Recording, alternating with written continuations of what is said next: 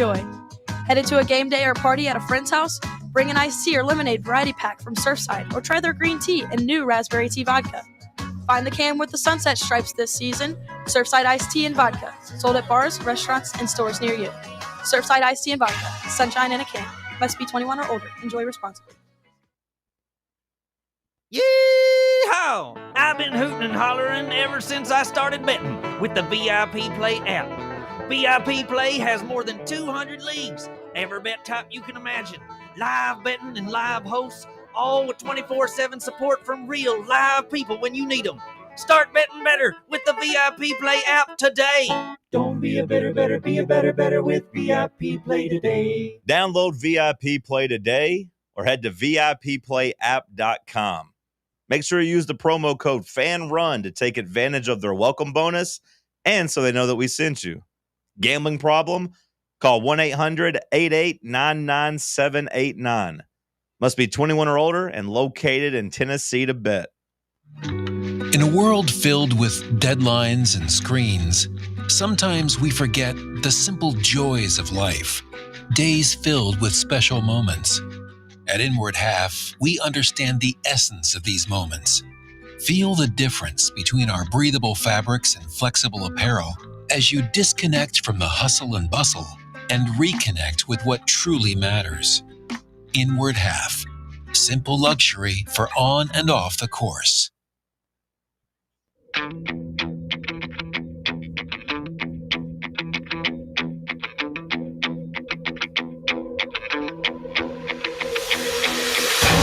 The buzzer has sounded. We are headed to overtime with William Pattison on Fox Sports Knoxville. This is Fan Run Radio. And here we go live from the White Claw Hard Seltzer Studios. It's overtime, presented by VIP Play. With Tyler Barbaras and Allie Campbell, I'm William Pattison. We appreciate you listening along with us on this Wednesday afternoon from Knoxville, Tennessee. The anticipation for Tennessee and Georgia continues to grow, and we will continue our countdown to kickoff today, covering what Josh Hypel had to say during the SEC teleconference.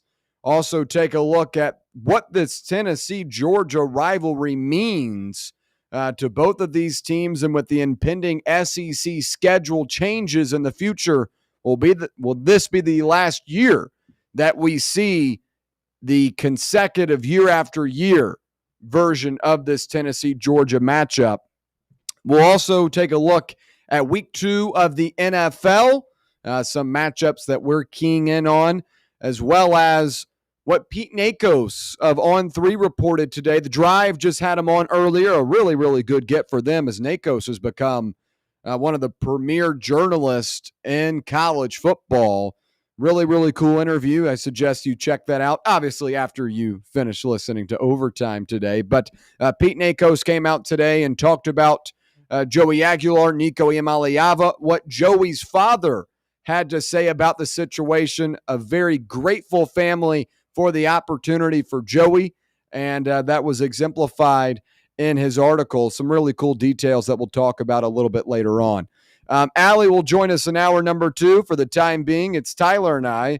And Tyler, how are you on this Wednesday afternoon? Yeah, I'm good, William. Thanks for asking. You guys have to deal with my face if you're watching on the live stream right now for an hour, so just bear with us. Allie will be here soon, but I'm doing good. One day closer to game week, or to game day. I'm really happy about that game. It'll be fun. I haven't downloaded my ticket yet, so I don't know if I'm sitting in the orange section or the white section. I think it comes out on Friday from conversations I've had with a couple other people. Well, I think what I'm going to do is I'll have a white Tennessee shirt underneath, and then I'll have an orange Tennessee pullover over. So if I'm in the white section, I'll just take off the pullover. It's supposed to be a little warm on Saturday, Tyler. 80 heard. degrees at kickoff. I don't know if that's pullover weather. Well, William, it's a very light pullover. It's made out of some nice material. It's not one of those heavier ones like the one that you have now. It's a little bit more thin, and it's dry fit. It's athletic. So, yeah, athletic. Yeah, it's one of those things that it can make some plays for you, huh? Maybe. Well, you know me, William. I'm always ready to suit up for the Vols. If they need There a you quarterback, a running back, a tight end, an offensive You have mentioned lineman, that. they might need a right tackle.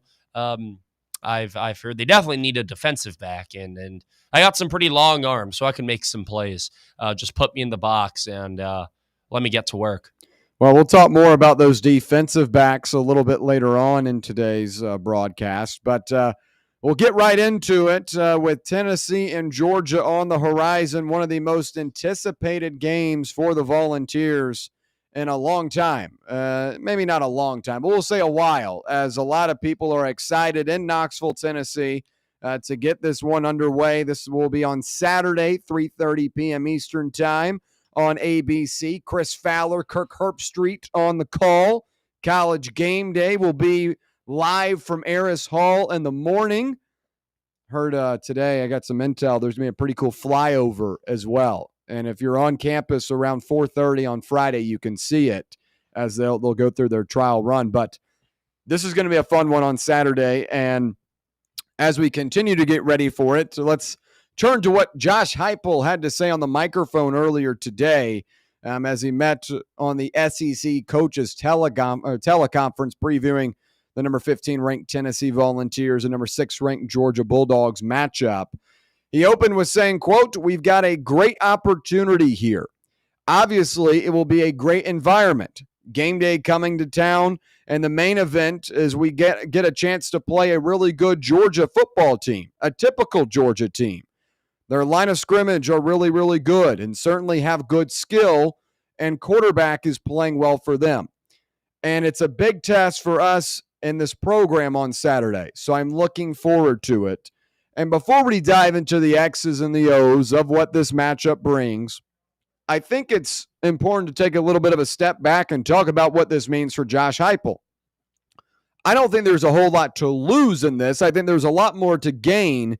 But for Josh Hypel, a guy that has had a couple of really successful seasons for the Volunteers, has one of the best recruiting classes in Tennessee football history, coming in 2026 if things stay put and everyone decides to come to Rocky Top. As we know, recruiting can be a little bit, all over the place at times. But there's a lot of momentum for Josh Hypel right now. And he has the ability to add a ton of momentum with a win, a signature win, that is, over Georgia in week 3 of the season with a quarterback that he got in this building 2 or 3 months ago. I know a lot of people are tired of hearing Nico Iamaleava and his name mentioned and all this stuff, but it is a part of this year's team, and it's a part of this year's story because no other team in the country had to go through what Josh Hypel and the Tennessee football team had to go through this offseason, where your starting guy who led you to the college football playoff last year, maybe not led, was the quarterback for your team that took you to the college football playoff and a 10-2 season, decides to leave just a mere number of hours before the spring game. And then after that, it obviously turns into a bigger deal. It's a national storyline. He ends up going to UCLA. You don't have a quarterback. Now, you had Jake Merklinger, a guy that had been on the roster for a season already. You had a George McIntyre coming in, but that was a guy that was, going to grad parties over the summer as a high schooler. You had to go find a guy. Josh Hypel and company go and get Joey Aguilar from UCLA, the former Appalachian State quarterback, and throw him into this SEC system. A former Sun Belt quarterback comes in and is now an SEC starter for one of the biggest programs in the conference and in the nation. A lot of people, including myself and other panelists on this show, have given him credit and said, hey, this might not be the best season that he's had, but given the circumstances, if you're able to stay competitive and win football games, then you'll get a little bit of a mulligan, a little bit of a pass, because no one else has ever had to go through this. There's not a playbook on how to handle your quarterback getting up and leaving over NIL disputes. And maybe we'll see that become a trend over the next couple of years. But at least Tennessee was the first experiment of that. A lot of people are considering this to be a little bit of a mulligan year. But Josh Hypel has the opportunity to turn that mulligan year into, oh man, Tennessee's pretty damn good at football this year. Josh Hypel got a good quarterback and has groomed him within 2 to 3 months to be able to be a successful quarterback. Right now, when you look at the numbers, Joey Aguilar's right around 600 yards, 5 touchdowns, no interceptions, played clean football. He's done exactly what you wanted him to do. And if Josh Hypel is able to take this team, given these circumstances, and beat Georgia, a team that you have not beaten since 2016, then that tells me that Josh Hypel has this thing going in the right situation. That's why I think this game is big for him. Because knowing everything that he had to go through, you're able to still be really competitive and knock off one of the best teams in the SEC and one of the best, most successful programs in the conference over the last 5 to 6 years. So I think there's a lot at stake for Hypel positively in this one. If he loses, it's a tough, it's a tough situation. This is going to be a litmus test on Saturday. What we've seen so far against Syracuse and ETSU has been encouraging, but this is where the adults start playing games on Saturday.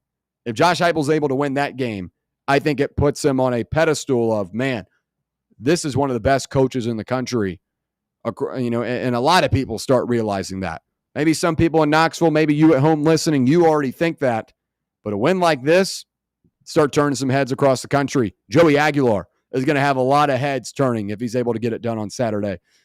Tyler, what does this game for Josh Hypel mean to you? I think it means everything, because you look at the track record with Hypel, you look at his history. He took this job knowing that, this is a team that hasn't beaten Alabama in quite some time, or Florida's had our number, Georgia's had our number. He came in, and over the span of the 4 years that he's been a head coach for the Tennessee Vols, he has beaten Alabama twice, beaten Florida. And now the next step is to beat Georgia, a team that you are still yet to get a victory over. A win wouldn't only just send a message to the rest of the SEC, but it would also send a message to the College Football Playoff Voting Committee, the AP poll voters, and more importantly, the high school recruits right now.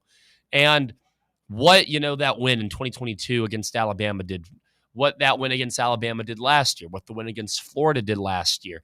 All these, wins over the past 3 years that have all been tremendous.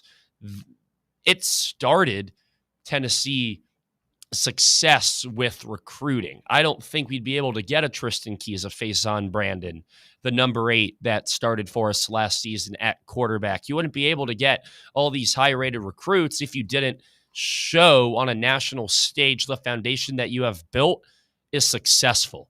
And what Hypel has built in his 4 years here has been successful. But the one hiccup that you still have, the one challenge that you still haven't, got over the hump is defeating Georgia. And this is your best chance of doing so. It's early in the season. It's week 3.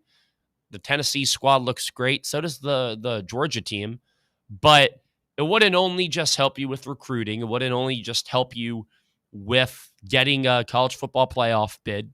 Wouldn't just help you moving up from 15th in the rankings into the top 10, but it would set the precedent of what Tennessee football is now and what it's supposed to be for the next however many years Hypel's here.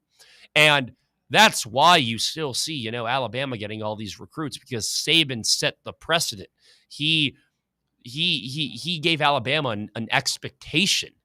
And they were arguably the most dominant college team for the past, 2 decades.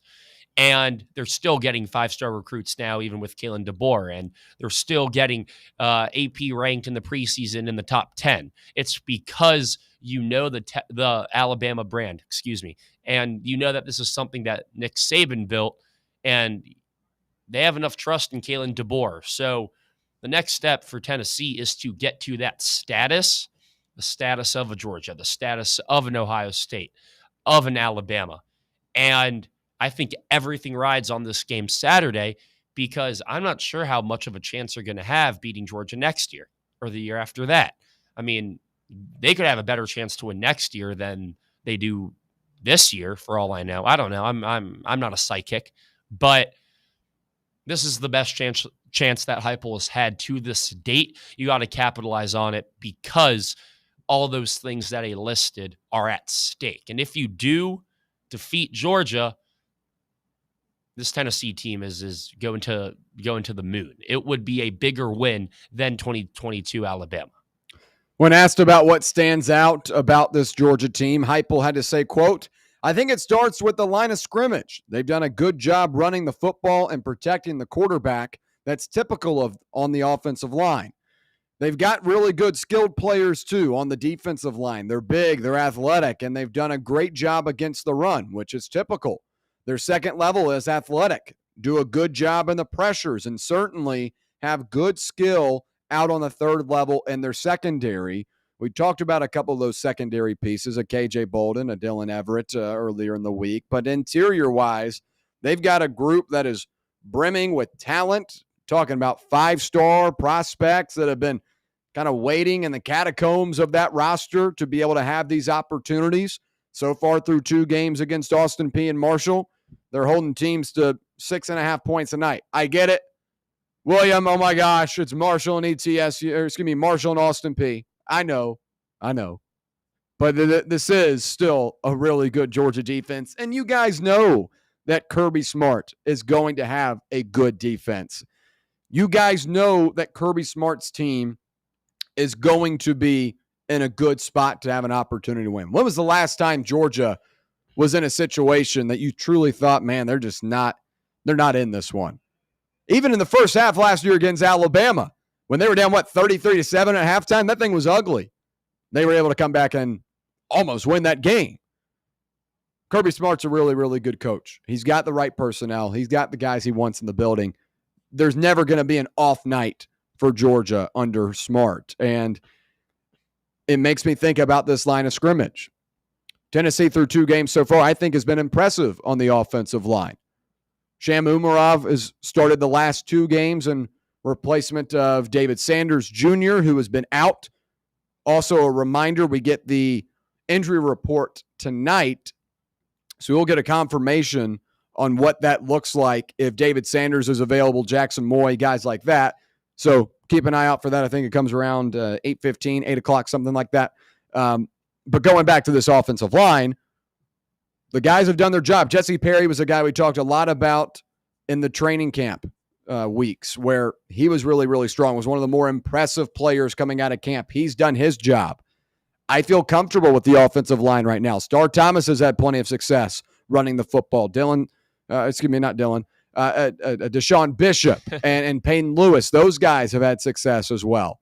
So I think running the ball is going to be really key for this Tennessee team, because that's going to force Georgia to take pressure and take the coverage out of the secondary and put more guys in the box. Over the last couple of years, Kirby Smart's team has beaten you outside because they're loading up outside. They're loading up the coverages. They've got you covered because they've got the personnel to do it. And they've got the guys interior-wise that can bust up, even if they're only 4 and 5 guys in the box. Running the ball is going to be very key for Tennessee Saturday. And the key to that is that offensive line being in unison, being successful. I'm interested in what Josh Hypel does with David Sanders. Do you play him? Do you start him immediately? Or do you wait and see if Sham Umarov can hold his own? I think that's an interesting dynamic heading into this one. Georgia gets a couple of offensive linemen back in this one too. I anticipate they will start. But with what you've seen so far in 2 games with Sham Umarov at that spot, if it's not broke, don't fix it. But David Sanders was the guy in training camp that won that job. So maybe it would get even better. We'll have to see. But that's something I'm watching for on the line of scrimmage, the offensive line. If they're able to hold up against that ferocious Georgia front and allow for Tennessee to be able to run the football. On the opposite side of things, Jackson Moy, another guy we'll be watching for on the injury report tonight. the seasoned veteran former transfer that came in last year and has become one of the consistent pieces of this team. He missed Saturday's matchup against ETSU, did play against Syracuse, but the theme in that Syracuse game was you had a lot of guys banged up and you had guys dropping like flies. Bryson Eason got hurt, Jackson Moy, Nathan Robinson. You already down a Davian Hobbs. The depth of the interior is a little bit of a concern, but the thing here is Georgia has been inconsistent on the offensive line. They're going to try and establish the run as well with Nate Frazier, who was a freshman last year, comes back this season, has had a strong start to the year, even though they've played inferior opponents. Gunnar Stockton, we know, is a preferred runner. So can Georgia's offensive line withstand the defensive pressure from Tennessee there? I look for guys like Joshua Josephs to be really important on Saturday, because that's a guy, when he was kind of in the depths of James Pierce's shadow, Joshua Josephs was really good in the run game. In 2023, he made a couple of really big plays against Alabama on the road as that run-specific defender on the edge. I think he's going to be big in preventing a Gunnar Stockton from running out of the pocket and extending plays that way. You're also going to have pressure on the linebackers. Arian Carter, a Jeremiah Thielander. Last year against this Georgia team, the Bulldogs put Tennessee in a lot of man coverages where an Arian Carter would be matched up with an Oscar Delp and have to cover one-on-one that way. And that would open up the middle of the field, which allowed for drag routes and slants, quick plays. And when you've got the speed with a guy like Zachariah Branch, that could be an issue. So Tennessee has got to be able to control the defensive line of scrimmage as well, because in years past, they've been knocked around and it's been a non-factor. One of the best defenses in the country last season that Tennessee had was a non-factor in getting to Carson Beck. And we saw that unfold to a ton of time to make plays down the field and a ton of pressure on your secondary. You're banged up on the secondary side in this game as well. We'll talk more about Ty Redmond and Colton Hood here in a minute, the guys that are replacing Jeremiah McCoy and Ricky Gibson. But it all comes down to the offensive line. I think Josh Hypel understands that. I think Kirby Smart understands that. The winner of this game Saturday will be the one that gets more pressure on the opposing quarterback, is able to win the line of scrimmage defensively, and is able to hold their own weight on the offensive line so they're able to establish the run and have time to make plays down the field, something that Joey Aguilar has not had an issue with yet. Gunnar Stockton threw the ball 34 times against Austin Peay. I thought that was a little bit of a red flag as they're trying to get that offensive passing game going. But again, Tennessee's got to make sure they're in the backfield and containing a guy like Stockton, winning the line of scrimmage, really, really critical on Saturday. Yeah. I talked about this yesterday. I talked about this on Monday. You got to be physical up front early. You have to establish that this is going to be a physical game, not just from Georgia's side, but from Tennessee's side. Because if you lose that battle early, it's going to be a long game. Joshua Josephs, I really expect him to be on the field for 98, 99% of snaps. So this is the best player we have on defense right now. I mean, he's arguably one of the best pass rushers in the SEC. At least he's been playing like it. You gotta win early, and you have to set the tone early. If you gotta commit some sort of penalty, like a late hit or a dirty hit to establish that tone, do it, because that's going to be the type of game that this one on Saturday will be. It'll be physical, a lot of cheap hits, a lot of dirty contact, but you got to embrace it rather than try and go away from it, because if Georgia's doing it, you got to do it back. And this is going to be a game where, heads are going to be hunted. And if you're not ready for it, you're not going to win it. Georgia, we know that they play a physical style of football. That's what has made them so successful in the Kirby Smart era, because they win up front and they, establish that early. Tennessee, on the other hand, they're more of all right, we'll just run up and down. Tennessee plays like it's a track meet. Georgia plays as if, they're sumo wrestlers. They're like, these are two very, very different identities. But in a game like this, the two identities are going to match. And if you're not able to do that, I think it's going to be a rough game for Tennessee in general. However, I am confident because, especially in that Syracuse game too, William, you said you didn't love the run defense, and I didn't hate it. I didn't love it, but they were physical. early. I mean, these edge rushers, the interior defensive linemen, like when I was watching them, they were really getting active. And that's the tone that you have to set. Against ETSU, similar things. We were getting in the backfield. They couldn't run on us. And it took ETSU, 5 or 6 drives to pick up a first down. That's the type of, brand of football that you're going to have to play. In years prior, I feel like Tennessee lacked that a little bit, especially in that Ohio State playoff game. They just lacked the physicality up front. In a game like this, that's how you're going to win. And I am confident that, Hypel's going to instill the will to win this game through the trenches, because that's how Georgia wins all their games. And if you want to win this one, you're going to have to do so. So I'm hoping that we do see a little bit of a different side of Tennessee on the defensive end. Now, offensively, they just got to stick to, what they've been doing for the past 2 weeks.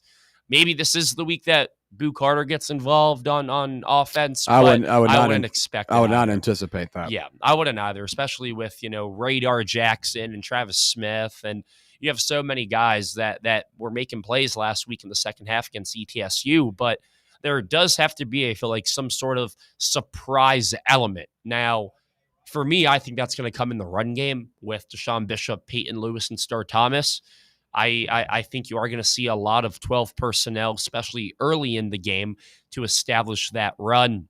And then, once, let's say, Deshaun Bishop starts the game, he's tired after, 2 drives, then you bring on Star Thomas, then you bring on Peyton Lewis. When we were talking about this preseason, this is an advantage more than a disservice, or more than, a weak link. Having 3 really good running backs only makes your team better, because you're fresher, you're quicker. When your quarterback's been playing the way that he has, that being Joey Aguilar, it just adds another wrinkle into this offense. Brazel has looked fantastic so far. Mike Matthews really came into his own last week. So everything on the offensive side of the football is clicking for Tennessee right now.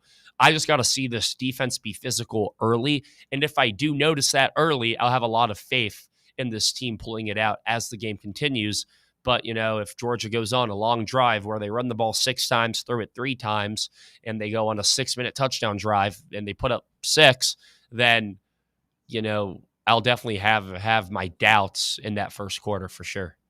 When we come back, we'll continue looking at the storylines for this matchup between the Volunteers and Bulldogs, and continuing what Josh Hypel had to say on the SEC media teleconference, including talking about what the Georgia defense puts on Tennessee's offense, and what Colton Hood and Ty Redmond will have to do on Saturday for the Volunteers. Stay right here. It's Overtime, presented by VIP Play on Fan Run Radio.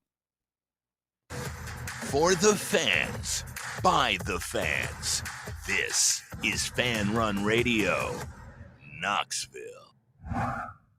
The number one problem we see at our clinic is delaying treatment. ED can get worse. Book your appointment right now. Call 865-544-8220. Prefer privacy? Book online in under 30 seconds at menspronknoxville.com. At our clinics, men's sexual health is the whole job. Look, I'm a normal guy too. I hate going to the doctor, but we've helped so many guys in here just like you. Even if pills have failed, our medical team is going to take the time to talk you through it. Same day in-house lab, and the treatments, well, they could change your life. Your local medical team has your back. ED, performance, Peyronie's, size and shape modeling. We tailor what works for you. I'll get to the point. Can you imagine epic performance and epic sex? Yeah, I said it. A stronger you is closer than you think. We're available right now. Call 865-544-8220 or book in 30 seconds or less at menspronknoxville.com. Men's Pro Knoxville, making it happen. For over 3 years, Crumble Cookies has served the Knoxville area. From Clinton Highway to Parkside Drive, even our friends out in Maryville have reached you, our fans, with the best cookies in the game. This fall, Crumble is gearing up for yet another fantastic season. Whether you're tailgating or looking for a pick-me-up after getting the kids from school, Crumble has you covered. Download the Crumble app to check out this week's rewards and features. And stop on by. Tell them Fan Run sent you, but don't miss the cookies.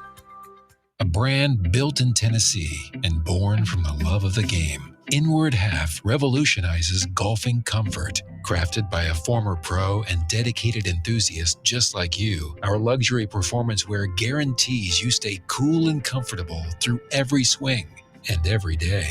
We're not just a brand. We've set out to create a lifestyle for those who understand that impeccable style and premium performance are a hole-in-one.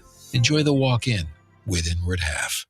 Running a business, coaching a team, planning your next big event, you need more than just gear.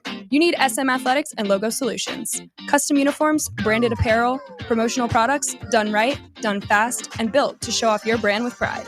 From local businesses to high schools to major universities, SM Athletics is trusted by winners. Get real service, get real quality, get noticed. SM Athletics and Logo Solutions, where your brand comes to life. Visit smathletics.com and let's build something great together. Hey Knoxville! Surfside iced tea and vodka, made with real brewed tea, is only 100 calories, 2 grams of sugar, with no bubbles and no troubles. That's right, zero carbonation, so it's easy to sip and enjoy. Headed to a game day or party at a friend's house? Bring an iced tea or lemonade variety pack from Surfside, or try their green tea and new raspberry tea vodka. Find the can with the sunset stripes this season. Surfside iced tea and vodka, sold at bars, restaurants, and stores near you. Surfside iced tea and vodka, sunshine in a can. Must be 21 or older. Enjoy responsibly. You're listening to FM 105.7 and AM 1340, WKGN Knoxville, and W289CU Knoxville, Fan Run Radio.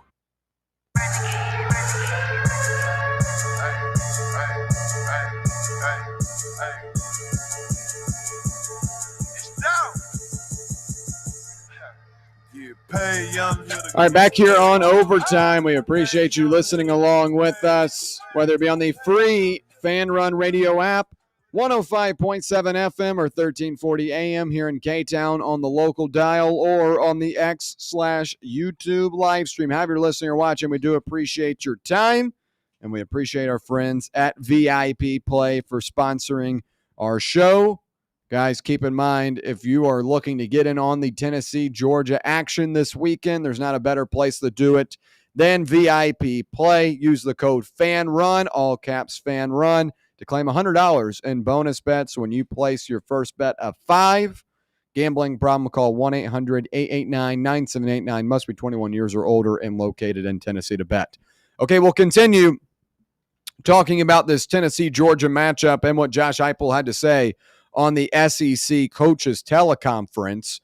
When asked about the stress that Georgia's defense puts on the Tennessee offense, Hypel said, quote, "In a game like this, when you're playing a really good opponent, the details matter. Some is them making plays and causing problems. We've had some communication problems on the road against them. Ultimately, you got to win on third downs, and you got to maximize your possessions when you get on the other side of the 50. And that comes from the detail in your preparation and then winning one-on-ones. And when I say one-on-ones, everybody thinks out on the perimeter, but that's it. But that's at the line of scrimmage as well as you get into your pass pro and run game. And ultimately, we haven't been on the right side of it. And much credit to Kirby and his staff and the players in the past games. And will Hypel be able to scheme together a successful attack this time against the Bulldogs? Let's talk about it. Look, when you go back and watch the tape of Tennessee and Georgia over the last couple of years, it all kind of tells a little bit of a familiar story. When you're on the road, there are a ton of boneheaded penalties that continue to put you behind the line of scrimmage. You don't execute or take advantage of really opportunistic opportunities where you get the ball. I mean, in that 2022 Georgia-Tennessee game, number 1 versus number 2, Tennessee got a fumble in the first possession, and you're in field goal range. You have an opportunity to put 6 up on the board quickly, and you have to settle for a field goal. Like, early in the game, you've got to execute and take advantage of the opportunity on the 30-yard line. You got to get in the end zone. As good as Tennessee's offense was that year, they were not able to do that because penalties and just poor execution backed them up. So you had to settle for a field goal. As that game went on, the passing game was totally taken out. You were not able to have success running, and you had a couple of really key penalties that put you behind the chains on specific drives. And that game wasn't a blowout per se. It felt like one because Georgia just was so one-sided. But Tennessee, even when they started to claw and climb back in, they would, hit themselves in their own foot and put themselves in tough situations. Last year, folks, Tennessee had a great first quarter, about as well as it could have gone. And then you started getting in your own way. You have Georgia on their own 10-yard line, second quarter, 2nd and 25. That should be home cooking for one of the top defenses in the country. You get a boneheaded penalty, automatic first down, and then Georgia's able to drive down the field and right before the quarter ended, get a kind of a loosey-goosey, no pass rush play where Carson Beck's able to sit around for a while and zip it to an open guy down the field that's broken off his original route. Tennessee has not executed their game plan for a full 4 quarters against Georgia under Josh Hypel. And the way that changes on Saturday is getting off to the right start.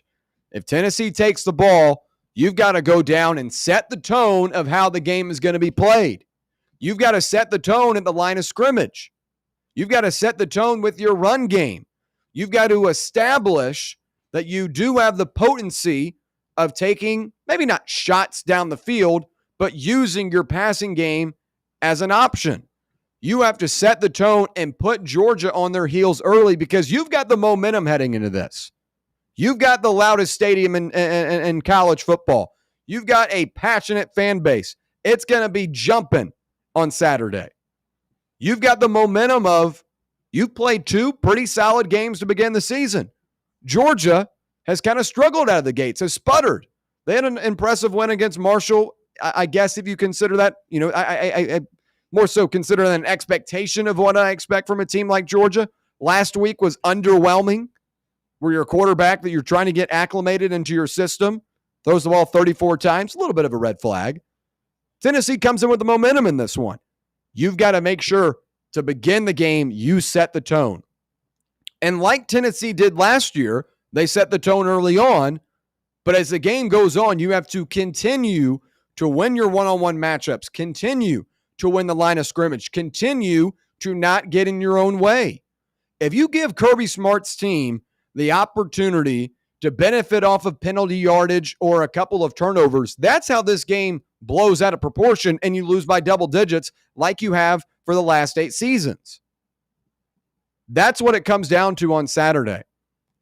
Hypel, I thought, called a great scheme in the first half last year, but it was pissed away because of mistakes that you made, whether it be penalties or coverages or just getting out-coached in second half adjustments. So I don't think that Hypel is going to be in a rough situation on Saturday or is going to be out-schemed by Georgia once again. I think we've already seen some new formations, some new looks offensively, and I think we'll see a heightened version on Saturday where there's going to be stuff that we didn't see against Syracuse or an ETSU that's going to be displayed because, anyone would, right? You don't want to give your best act before you play the big one, before you're on the big stage. And you had mentioned, Tyler, maybe some Boo Carter. I don't anticipate Boo Carter playing on the offensive side of the ball, but what I do anticipate is some more pre-snap motion, some more maybe halfback screens. Star Thomas has already established himself as a guy that can be used as a passer and a runner. I really look for him to be a star on Saturday in that passing game. Some delayed halfback screens, I think, are an easy way to get down the field, especially if you're able to have success on the offensive line early on. There are a lot of different ways that Hypel can win this one. I don't think we've seen the best yet from this offensive scheme this season. I think we'll see that on Saturday, but it all comes back to winning the little things. No boneheaded penalties, not getting in your own way, establishing and setting the tone early. You've got the momentum on your side. That's how you get it done. Tyler, when you look at it, how does Hypel put together a successful attack against this Georgia team? Well, I want to start off by saying we don't win this game if Kirby Smart outcoaches Josh Hypel. Josh Heupel's got to outcoach Kirby Smart in this one. I don't think we have the talent of Georgia, and if Kirby Smart, just has a better game plan going into this one than Hypel's talent won't be able to, pull out a game the same way that they maybe did in 2022 or last year, maybe against a Florida, against a Kentucky, some close games that we just weren't prepared for, but it was close for a little bit too long. And that's because, I feel like the talent really, really helped us win those games. But I like your point, William, about halfback screens and quick passes. I think that's how you slowly dissect this Georgia defense. I also think running in between the numbers early, in between the tackles early. Georgia has so many athletes on that defensive side of the football. Now, every football player on the field is an athlete, but they have guys that at the defensive end position run a 4.6 40. They have linebackers that run 4.3s, 4.4 40s. These are guys that can fly to the ball. And if you, do this jet sweep crap and the halfback pitches and all that stuff that, instead of going from east to west, you got to go north to south, because that's how you're going to establish that run game early. And as soon as you do establish that run game in between the tackles, that's when the play action passes start to become more efficient. That's when the pre-snap motion becomes more efficient. All right, why is Brazel motioning over right now? And then all of a sudden, the ball's snapped. You think it's a run, but Star Thomas is flaring out for a screen, and then before you know it, that's a positive 20-yard gain. It all starts by making your first move like it's a chess match, and Hypel is going to be able to make the first move because he's at home, because he has the crowd behind him, because he has the momentum, because his team has the desire to win this game. That's the first move, is what you've been able to do during practice, and you've already established that. But it's going to be a very, very hard game, a difficult game. You're not going to see Tennessee win this game by double digits. If they were to win, you're pulling one out in a really, really close game. But in a game like this, Hypel has to have something up his sleeve that Kirby Smart and his Georgia Bulldogs team necessarily hasn't seen before. I don't know if that's a play that they've been, rehearsing and practicing for the past, 6 weeks, or maybe it's a play that was incorporated when Hendon Hooker was here. They got to go back to something that has worked against Georgia previously. Maybe they have the same exact run design on the Jalen Wright 75-yard touchdown run on the opening snap in 2023. There's got to be an element in this game that Josh Hypel can use for a specific occasion, because there is going to be a play in this game where, you're going to have to get a first down, or you're going to have to make a stop. This is where you call your best play. You put your best players on the field.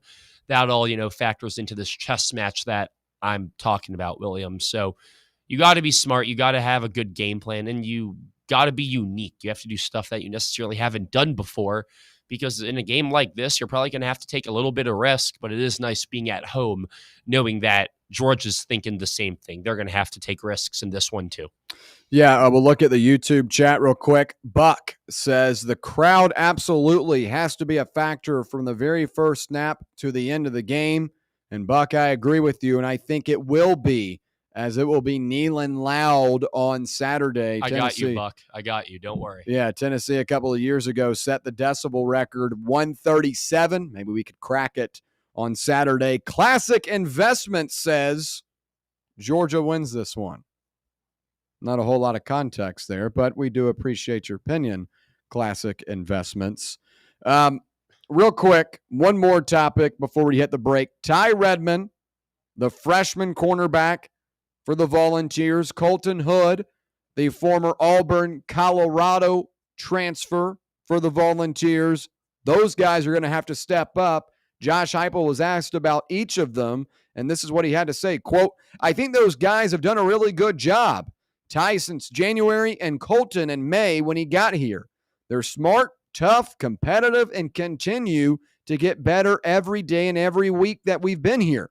And certainly, this will be the biggest test for us in the season, but I love the growth that we've seen from those guys. And one of the big storylines in this is no Jeremiah McCoy, no Ricky Gibson. We know that. Ty Redmond, the freshman, he had 68, 69 guys better than him in last year's 2025 class. But this is what it's all about.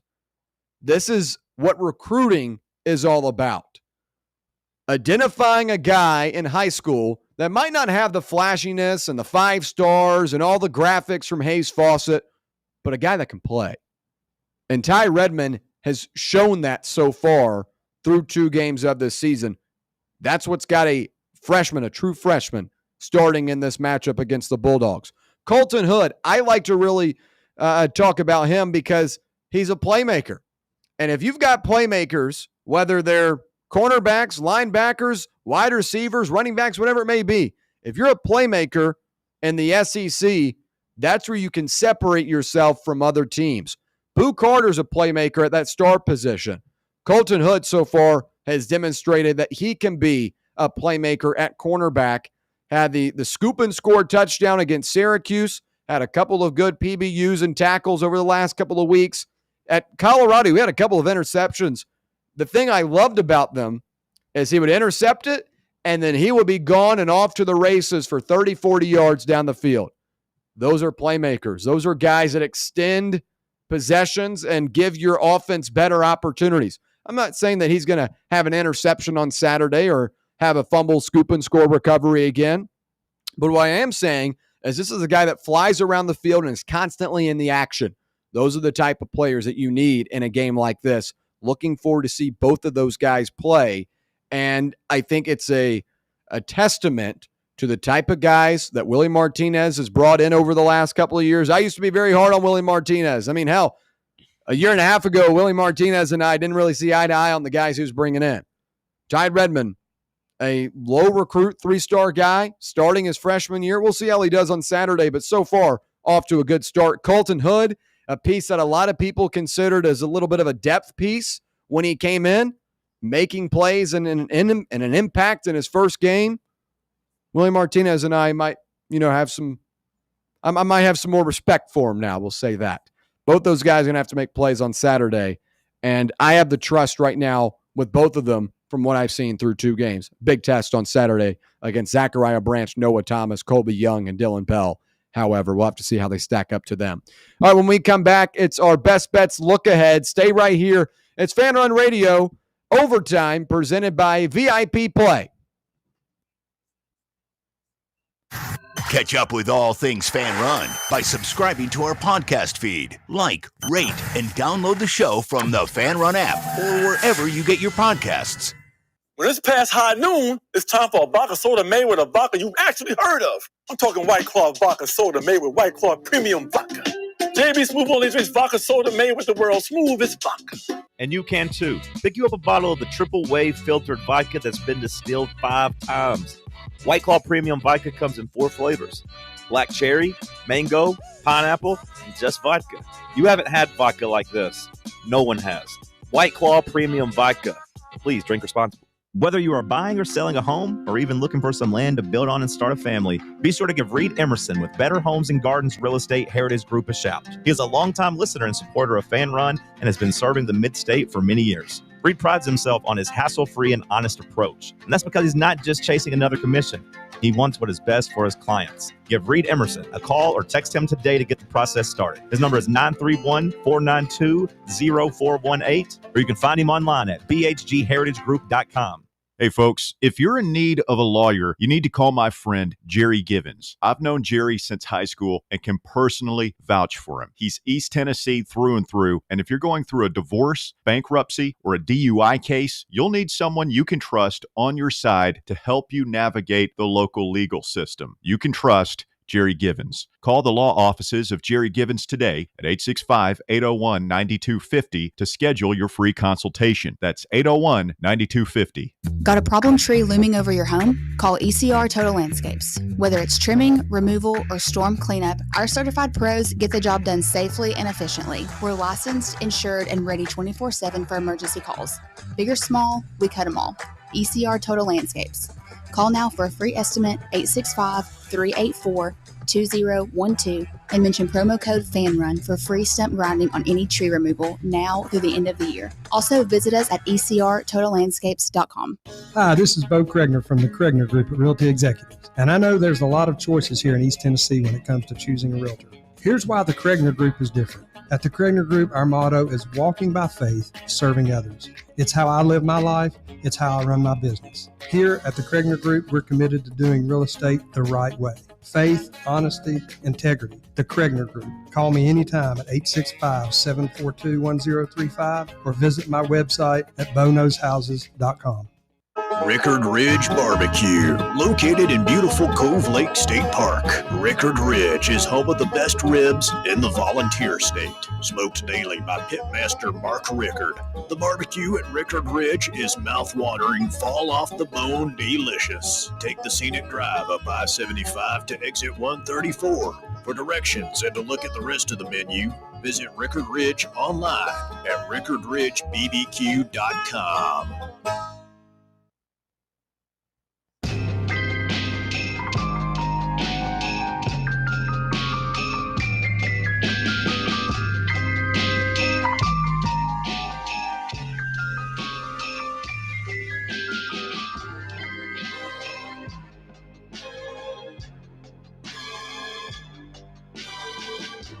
All right, back here on Overtime, presented by VIP Play. We appreciate you listening along with us, whether it be on the free Fan Run Radio app, 105.7 FM, 1340 AM here in K-Town on the local dial, or on the X/YouTube live stream. However you're listening or watching, we do appreciate your time. All right, now for our best bets look ahead as we get ready for this weekend's action in college football. But before we do so, let me tell you a little bit more about VIP Play.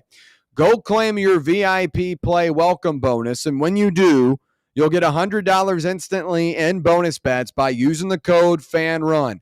That's FANRUN in all caps to claim those bonus bets, and new and more improved options for deposit and withdrawal are available, so now the app is as seamless as ever. College football fans, NFL fans, whatever you may be, get involved with VIP Play. Use that code FANRUN, all caps, $100 for clicking a couple of buttons. Pretty good deal to me. Get involved in this weekend's action. Gambling problem, call 1-800-889-9789. Must be 21 years or older, located in Tennessee to bet as well. All right, let's look ahead to this weekend's action. I've already placed a couple of preliminary sides. They're not official plays yet, but again, I like to get the most of the number, and here's what I'm looking at right now. I do like Tennessee at the plus 3.5. I placed that last night. The line movement is very significant. The money the money's on the Tennessee side. The tickets are on Georgia. I like that, and the fact that this came down 3 points in under 24 hours is pretty significant. So I like Tennessee at the moment. We'll continue to monitor that line. South Florida, Miami. A lot of people have been texting me, William, surely you're going to take South Florida plus 17.5, right? That's a lot of points. I don't like it. I like Miami minus 17.5. When you go back and watch that South Florida game, I'm not trying to discredit and take away from what the Bulls did, but a lot of it was mistakes and poor execution from Florida and not taking full advantage of opportunities in the red zone. Florida should have probably beat South Florida by about 21, 28 points. And you might be saying, William, shoulda, coulda, woulda. But, you can have that approach if you want. But Florida had like 2 or 3 touchdowns called back in this one due to penalties, had to settle multiple times once they got in the red zone for field goals. Had a punt snap that went flying over the punter's head. Ended up being a safety. It was just a barrage of mistakes and disasters for Florida. I know it was a really good win for South Florida, but I feel like it was more so the Gators just being undisciplined and losing it. Miami so far has proven me through a couple of games that this is a really good football team. I think defensively, they're going to have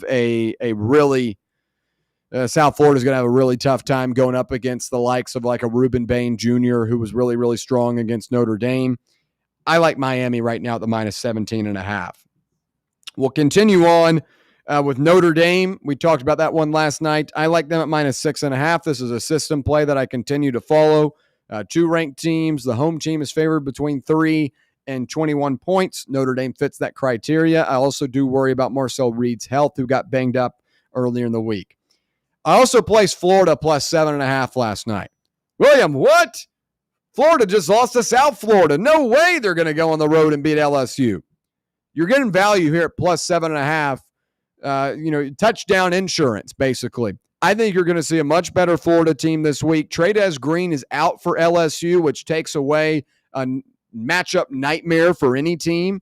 The 6'7" tight end, he's out of this one. Florida has a couple of guys missing as well. LJ McCrary going to be one of those, but I think you're going to see the Florida football team that we expected this group to be on Saturday. I'm not saying they win, but if I'm getting a touchdown of insurance, I'm willing to take it. I take the Gators at the +7.5. Again, haven't made any of these plays official, but that's where I'm leaning right now. Vanderbilt, South Carolina, down 2 points from the opening line of +6.5.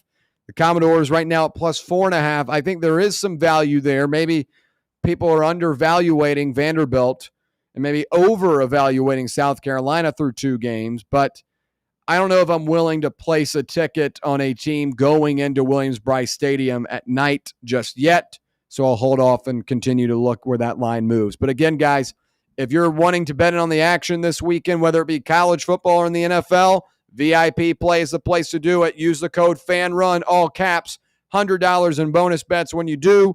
Gambling problem, call 1-800-889-9789. Must be 21 years or older and located in Tennessee to bet. When we come back in hour number 2, we'll talk about the Pete Nakos report, an interview with Joey Aguilar's dad about the situation revolving around Nico Iamaleava and Joey Aguilar. And we'll also take a look at the rivalry between Tennessee and Georgia and if this might be the last time we see it played yearly inside Neyland Stadium and whatever. What is it? Between the Hedges? I can't. It's not Williams-Brice. What is it? Dooley Field, one of those. I can't remember the exact name. That's on me. Stanford Stadium. That's what it is. There we go. Oh, you were talking about Georgia Stadium. Yes. Oh, I was like, what's he? The last time I say it pull? yearly in Neyland and also Stanford Stadium. So there we go. Let's hit the break. When we come back, we'll cover all of that. Stay right here. It's Overtime presented by VIP Play on Fan Run Radio. Follow us on Twitter or X or whatever the they're calling it these days at Fox Sports Knox. Fox Sports Knoxville. Fan Run Radio. It's time for the North Knox Siding and Windows High School Football Player of the Week. Brought to you by North Knox Siding and Windows. Call 865-689-0505 or visit them online at northknoxsidingandwindows.com. This week's North Knox Siding and Windows High School Football Player of the Week is Central wide receiver Javastin Badgett. Badgett helped lead the Bobcats to a 29-21 win over West last week. Badgett had an eye-popping 12 catches for 230 yards and 2 touchdowns as Central improved to 2-1 on the season. Javastin Badgett of Central High School, this week's North Knox Siding and Windows High School Football Player of the Week. North Knox Siding and Windows, locally owned and operated. They can handle all your siding, window, gutter, and roofing needs. Call 865-689-0505 for a free estimate or go online to northknoxsidingandwindows.com. It's Tennessee and Georgia, Saturday afternoon in Neyland Stadium, and this week's Fan Run Football Friday live show is at Ash's Beard and Beer Market, presented by Garage Beer. Join us for a live broadcast of The Drive, Friday from 3 to 6 at Ash's Beard and Beer Market on Kingston Pike in Lions View. We'll have $2.50 pints of Garage Beer and Garage Beer Lime, as well as a QR code that you can scan to get a 12-pack of Garage Beer to go for just $12. Plus, we'll be giving away a Garage Beer prize pack, including a sweet retro tailgate chair, pint glass, hats, t-shirts, koozies, stickers, and more. And we'll have your Fan Run Voluntary Reaction Keg of Glory t-shirts to give away as well. It's The Drive this Friday from 3 to 6 at Ash's Beard and Beer Market, presented by Garage Beer, 100% beer-flavored beer.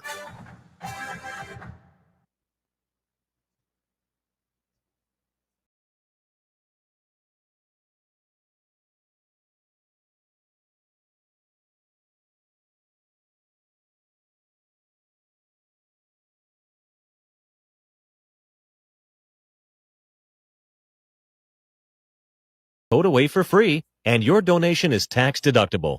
Just call 1-800-639-8620. Heritage for the Blind accepts cars, vans, trucks, and boats. It doesn't matter if your vehicle runs or not. It'll be towed away for free, and you'll be supporting those that need help. Heritage for the Blind is a nonprofit organization that helps the visually impaired live fuller lives. Call right now to donate your car. And as a special thank you for calling, you'll receive a free 3-day vacation voucher to many exciting locations. Call Heritage for the Blind right now. Call 1-800-639-8620. Donating is easy, and your vehicle is towed away for free. Plus, you'll get a free vacation voucher. Call now, 1-800-639-8620. That's 1-800-639-8620. Believe in family. Believe in your fellow man. Believe in honesty and an honest day's work. We do. We're Farm Bureau Insurance. And we don't just believe in Tennessee. We believe in Tennesseans. Farm Bureau Insurance. Tennessee's insurance company. This is Baseball VFL Cody Brown. Farm Bureau Insurance is the official insurance for Tennesseans. Believe in me for all of your insurance needs. Give me a call at 865-992-3871. Yee-haw! I've been hooting and hollering ever since I started betting with the VIP Play app. VIP Play has more than 200 leagues, every bet type you can imagine, live betting and live hosts, all with 24/7 support from real live people when you need them. Start betting better with the VIP Play app today. Don't be a better, be a better with VIP Play today. Download VIP Play today or head to VIPPlayApp.com. Make sure you use the promo code FANRUN to take advantage of their welcome bonus and so they know that we sent you. Gambling problem? Call 1-800-8899-789. Must be 21 or older and located in Tennessee to bet.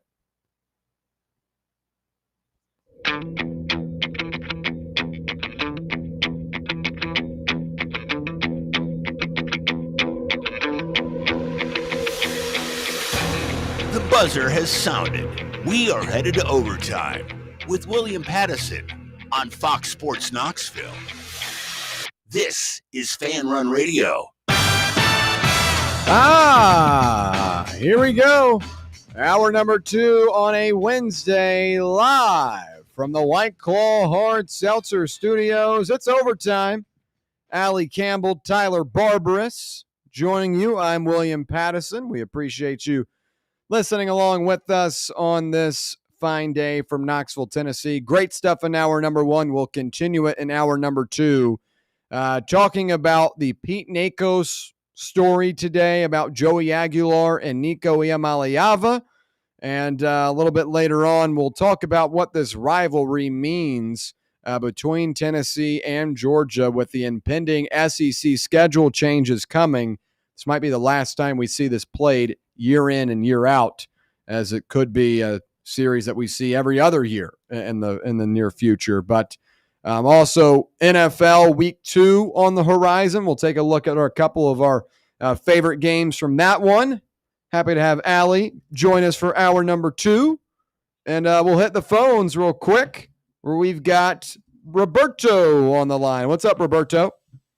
Nailed it. How about that? Nailed it. I know. Hit the dismount, bro. I was about to say, like, we're going to hit Roberto, but might be a couple minutes. There we go. Good stuff, Tyler. Thank you. This is like a proud dad moment. I'm not going to lie to you, Tyler. There you go. It seems like I've mastered your favorite game on air, Roberto. Yeah, I know. It's just a shame. I feel like I times. lost, but I feel like I lost, but we all won. Everybody won. So,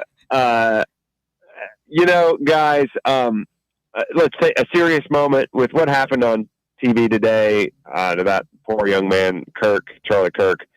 Just like, take in that life is short and precious, no matter how you end up going out, right? And the weekends like this are what we look forward to. I was talking with one of my closest friends today, and it had nothing to do with that what I let in with, but we were talking about, like, we make time for this, for our tailgates and stuff. Well, guys, we're going to have like 200 people at our tailgate, right? Yeah, wow. And Fun.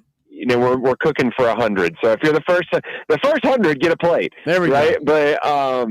But and what I realized, and I wanted to call Roberto on the porch, right? I got to go home and finish mowing, right? Y'all drop the kids off at church and then go mow. But still doing that. Can't do it on Thursday. So this is when you get to see those friends that you only get to see 6 or 8 times a year, right? And we hold this as a sacred thing, you know, and the more I think about it at your age, I know y'all understand it, but when you're old and easily like me and it hurts to walk and it hurts to get up at 5:30 on a Saturday morning to get your tailgate ready and put out and everything. Yeah. Just remember, like, you only get so many of these. You know, I'm 40, almost 5 years old, and I've only gotten 300 of these my whole life. Yeah. Right. Yeah. And at this point, and that's with a lot of tailgating and a lot of friends and a lot of seeing football games and a lot of going on the road. So what I'm telling y'all is I want you to live for me in your young age. Yeah. Seriously. Like, go out and eat up this weekend and drink it all in. You know, was it on Walden Pond? Suck the marrow out of life. Yeah, there you go. Yeah. But all kidding aside, like, this whole Aguilar thing, and this is where I was going with it, you let in, so thank you, the NACOS article. Yes. This Aguilar thing and this week leading up, and I'm fired up, like, as anyone should be, but I'm just so overwhelmed with the joy of this season, like the season we live in, for our friends and for everybody else. And I don't want the hype of the game itself to be lost on people, because you may remember this day. Saturday, you may remember it. It may be one of the great moments of your life. It may be 22 Alabama, right, for you young folks. Yeah. Or for me, 1990 Florida, for me, because I'm ancient, right? Stuff like that. I remember those. I remember where I was. I remember what I was wearing. I remember who I was with, because it was my granddad, right, before he died. Yeah. And but what you'll really remember is the people and the experience before and after the game with loved ones and friends that you may call friends your whole life. Yeah. Okay. Like I do. Yeah. And I don't mean to get too emotional or too out over my skis on this, because I know this is a sports talk show, but what I'm appealing to for the young people that listen to you is eat this weekend up, because this is the good stuff. Kenny Chesney, right? Yeah. This is the good stuff. And I just want to remind you young fellers and lovely ladies that, I don't know. I just felt like I needed to call in and get on the porch for a minute. Hey, we always appreciate that, Roberto. Well, Joey and his family, we are blessed to have them as they are blessed to have us. Because I'm going to tell you right now, if he goes out and he goes heart and soul, blood and guts, and we lose, we're with him. If he goes heart and soul, blood and guts, and we win, we're with him. And that is what I think people don't realize. You guys live in the Bermuda Triangle of the Appalachian Mountains. You realize that, right? Yeah. You ever heard that about Knoxville? I've never heard that before. I've never heard that. I like that, though. Think about it. Think about all the kids who come here from Memphis, like my wife, or from Nashville, or from Cincinnati, like my friend Ryan Childress, people like that, right? Name drop, not intentional. He just says our Cincinnati and I thought of. Yeah. Munoz, doesn't matter. All those folks who come down from Cincinnati and come east or come west from North Carolina, and they come to Knoxville, they go to school, and they never leave. And it's not they never leave school; they just never leave the area, because it's the Bermuda Triangle of the Appalachians. It's God's country, and you get to live in it. I tell my kids, you get to live where people want a vacation. Yeah. Eat that up this weekend. Let's go kick some ass. I love it, Roberto. We appreciate you calling in as always. Yeah, as someone that, graduated not too long ago, it's different being on the other side of things now. Obviously in college, you wake up, it's game day. There's kind of a routine you have, whether it be, going and tailgate at one spot or, waking up to Chick-fil-A breakfast delivered to you, whatever it may be. Like, you have a rotation, you have something you do every day. So, those type of moments is what I always cherish. And even when I was, traveling all these games, like just the experiences of all of that is what Roberto's talking about. And, I got to go to 42 games in my 4 years at Tennessee. And like 9 different states, 12 different venues. That type of stuff is what I will always cherish and will remember. We were the road Vols, right? And that's, something that carries with you for a while. So a good piece there from Roberto. Always enjoy hearing from him. And speaking of Joey Aguilar and, how blessed he is and how his family's been very outspoken, how blessed they are to come over to Knoxville. A very cool article was published today by Pete Nakos of On3, The Drive with Russell Smith, Bob Baskerville, and Bear and Walker talked about this earlier. Had Pete Nakos on earlier. He's one of the fastest growing journalists in college football. He's done a great job. Had a good story today where Tennessee quarterback Joey Aguilar's father, Jose Aguilar, feels it's obvious which program came out on top after his son and UCLA quarterback Nico Iamaleava swapped places this offseason, saying, quote, "We don't have any problems with Nico," Jose Aguilar told On3's Pete Nakos. Quote, "If anything, it's thank you. Joey is in a great spot. That's what I would like to say. Thank you. He did what he decided to do. Everything that happened, happened. I think it's clear who won the trade. Look at the fans and the stats. Everything happens for a reason. We're not at Tennessee without Nico making the decision he made." And I think there are a couple of key points of this, and I'll try to tap on a few of them and then let you guys also weigh in as well. But covering Joey's story here and his process to get to Tennessee, I think is very unique because this is a guy that was playing JUCO football in 2021, makes the jump to Appalachian State, dazzles in his opening season with the Mountaineers, wins Newcomer of the Year. Last year takes a little bit of a step back and is in his final year of college eligibility, decided to go to UCLA. It doesn't end up working out. Very similar to, he has more aspirations than going and playing JUCO when he first started. Didn't really work out there. He wanted to get better, ends up going to a better spot. And in a microcosm in this offseason, he ended up going to a better spot than where he was at. And that's something that he talked about after he won the starting job.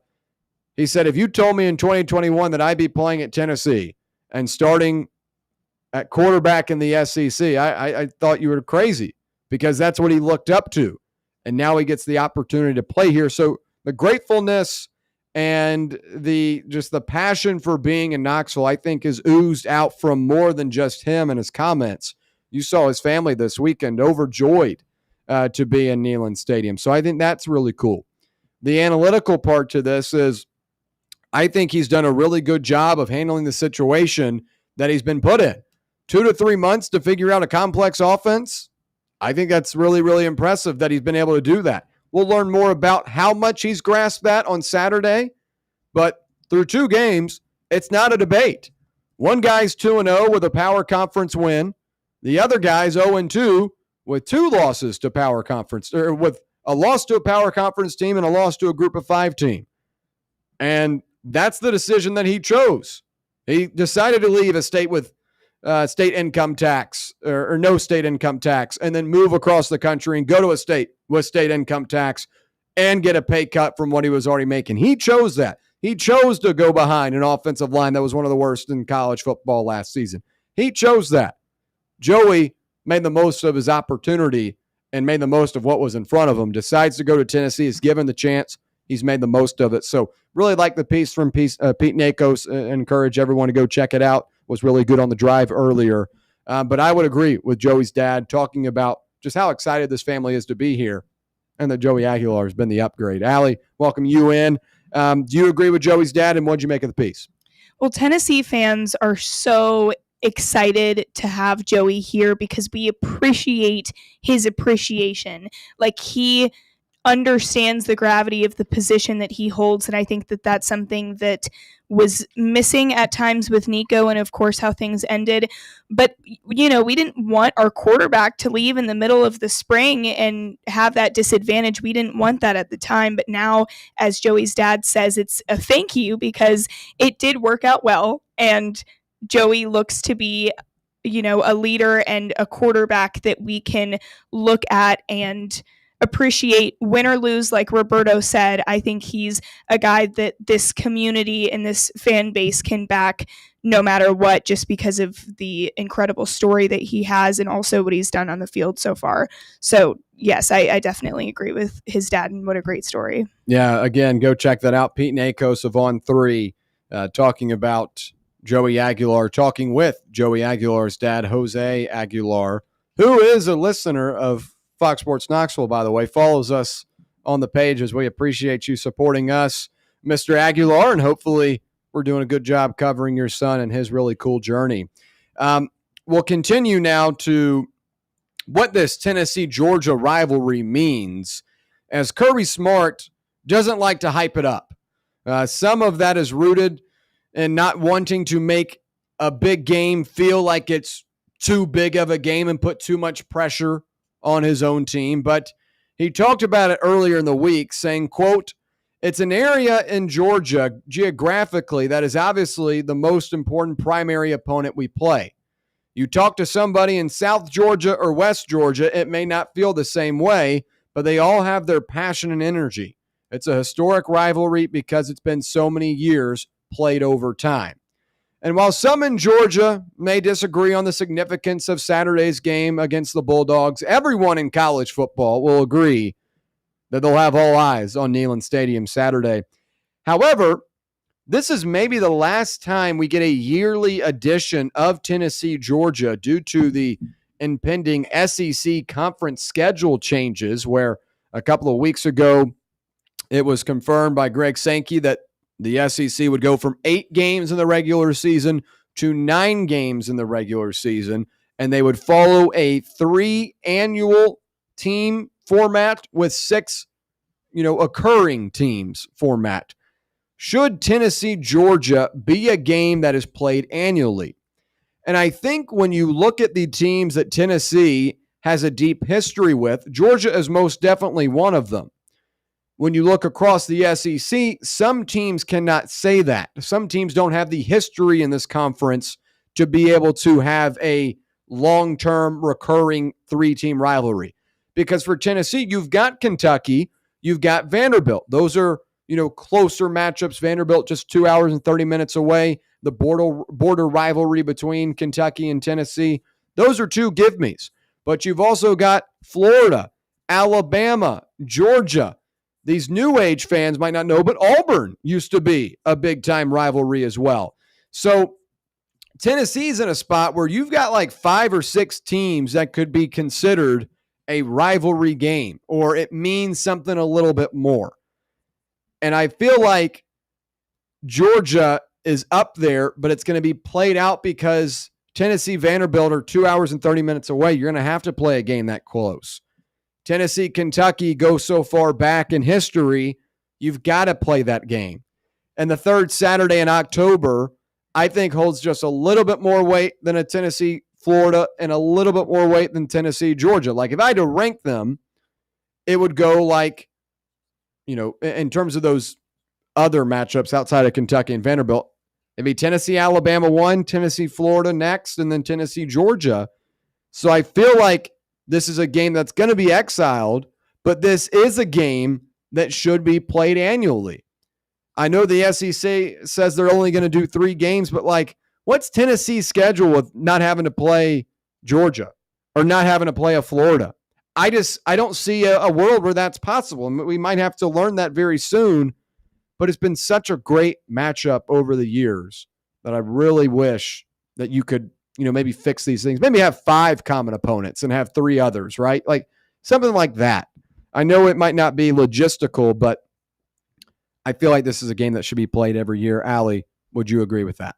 I like the idea of the fact that every player, if they stay at a school for all 4 years, which is not very common lately, but if they did, they would have the opportunity to play in every single SEC stadium. I love that. And then, fans get the opportunity to visit those. But I do agree that there are so many important rivalries to the history of this program that it would be a shame to miss those. And I guess we will have to miss at least one of these big 4. And I also have the list of Alabama, Florida, Vandy, Georgia. And I mean, I wish that we could play Georgia every year, as much as it's been a challenge to feel that way, because Hypel has not beat Georgia in his time here. So it would be, easy to let that one slide as of late. But it's just such a game that has anticipation and excitement year in and year out. So would love to have it, but we'll soon find out. Well, I think right now, if I were to give a prediction, I'd say Tennessee gets Kentucky, Vanderbilt, and Alabama on their 3-team schedule and yearly opponent schedule. And some of that? I was going to think Alabama, Florida, Vandy. Okay. Florida is a big one. Florida is a big one. I just feel like it's tough to go away from a border rivalry where you have what is it, the drum or something like it, the barrel that used to be painted back in the day. Like, you've got that involved to it. Tennessee and Kentucky are big in basketball as well. I know this is just a football schedule we're talking about, but I mean, in a perfect world, I wish, Vanderbilt just wouldn't matter, because now they're better this year, and maybe Diego Pavia and company can change that and set some momentum for this team long term. But like, in terms of who you would rather have, you probably rather have Vanderbilt on your schedule, because that's usually a free win. But in terms of fun matchups, give me, like Tennessee, Alabama, Tennessee, Florida, and like Tennessee, Kentucky, or a Tennessee, Georgia in replacement of Florida, whatever it may be. Obviously, it's got to be evened out, and there are those teams across the country that don't have across the SEC that don't have these like common opponents that you like. Oklahoma and Texas don't have like like for Texas and Oklahoma, I bet they'll both play like a Missouri or Texas A&M, but like they've got to find another pull from across the SEC that might take away from an opportunity of a rivalry that has been, more grounded over the last couple of years. Not to get off track here, but I'm wondering if they're considering the level of competition as well with that. Yeah. Is that a factor? Have they said that? I feel like it would, because Georgia and Alabama have gone head to head over the last couple of years. And, like if you're an Alabama or a Georgia or an LSU, a team that's been good for a long time, like it's easy to give like the top 3. For LSU, give them, Alabama, Georgia, and like an Auburn or something like that. Like, or I guess they play Ole Miss, but like you see what I'm saying? Like, like it'd be tougher competitions. Like Tennessee getting Kentucky and Vanderbilt would probably be one of the weaker ones in the SEC. Definitely. But going off of your point of Texas and Oklahoma, obviously they have their big rivalry against each other, but they haven't been in this conference long enough to develop those long-standing rivalries. But you need a Texas to be playing a Georgia or an Alabama or LSU at least once, or in that rotation. So I'm just curious what that's going to look like. Yeah, I know. And we don't have all the answers right now, just a lot of speculation on what we would do. But I think it could set up to where Tennessee has one of the easier trios of teams just because of distance from Nashville, distance from Lexington. And how incredible would it be if Tennessee finally beat Georgia for the first time under Hypel, and then they were no longer like yearly rivals? Yeah. Close it on that. Yeah, close it on that note. We get the upper hand to end things out. Tennessee used to have a ton of success against Georgia back in the 80s and 90s. Obviously, things have changed over the last 10 or so years, but this has been a rivalry that's usually, at least in a couple of 10, 20, 30 years ago, used to be pretty one-sided for the Volunteers, but obviously Georgia's been playing some really good football over the last decade. What do you think the 3 teams will be? I said Kentucky, Vanderbilt, and Alabama. You had briefly given yours, but just wanted to confirm before I get with Tyler on his. Your 3 teams that you believe will be that 3-year rotation. Alabama, Florida, and then Vanderbilt. Okay, Alabama, Florida, Vanderbilt. Tyler, your 3. That's exactly mine. Okay. I think that it would be wrong to take out Vanderbilt because of the in-state rivalry, even though I wouldn't be mad because it is an automatic win every year. So I honestly would be pretty upset if they did choose to take out Vanderbilt. Alabama, I feel like you have to keep him. Yeah, self-explanatory there. Yeah. What's happened over the past 5 years has been tremendous for not just Tennessee, but also for Alabama. You got to keep this rivalry going because now it's budding into something beautiful. And then Florida, that's just like so much history between two sides.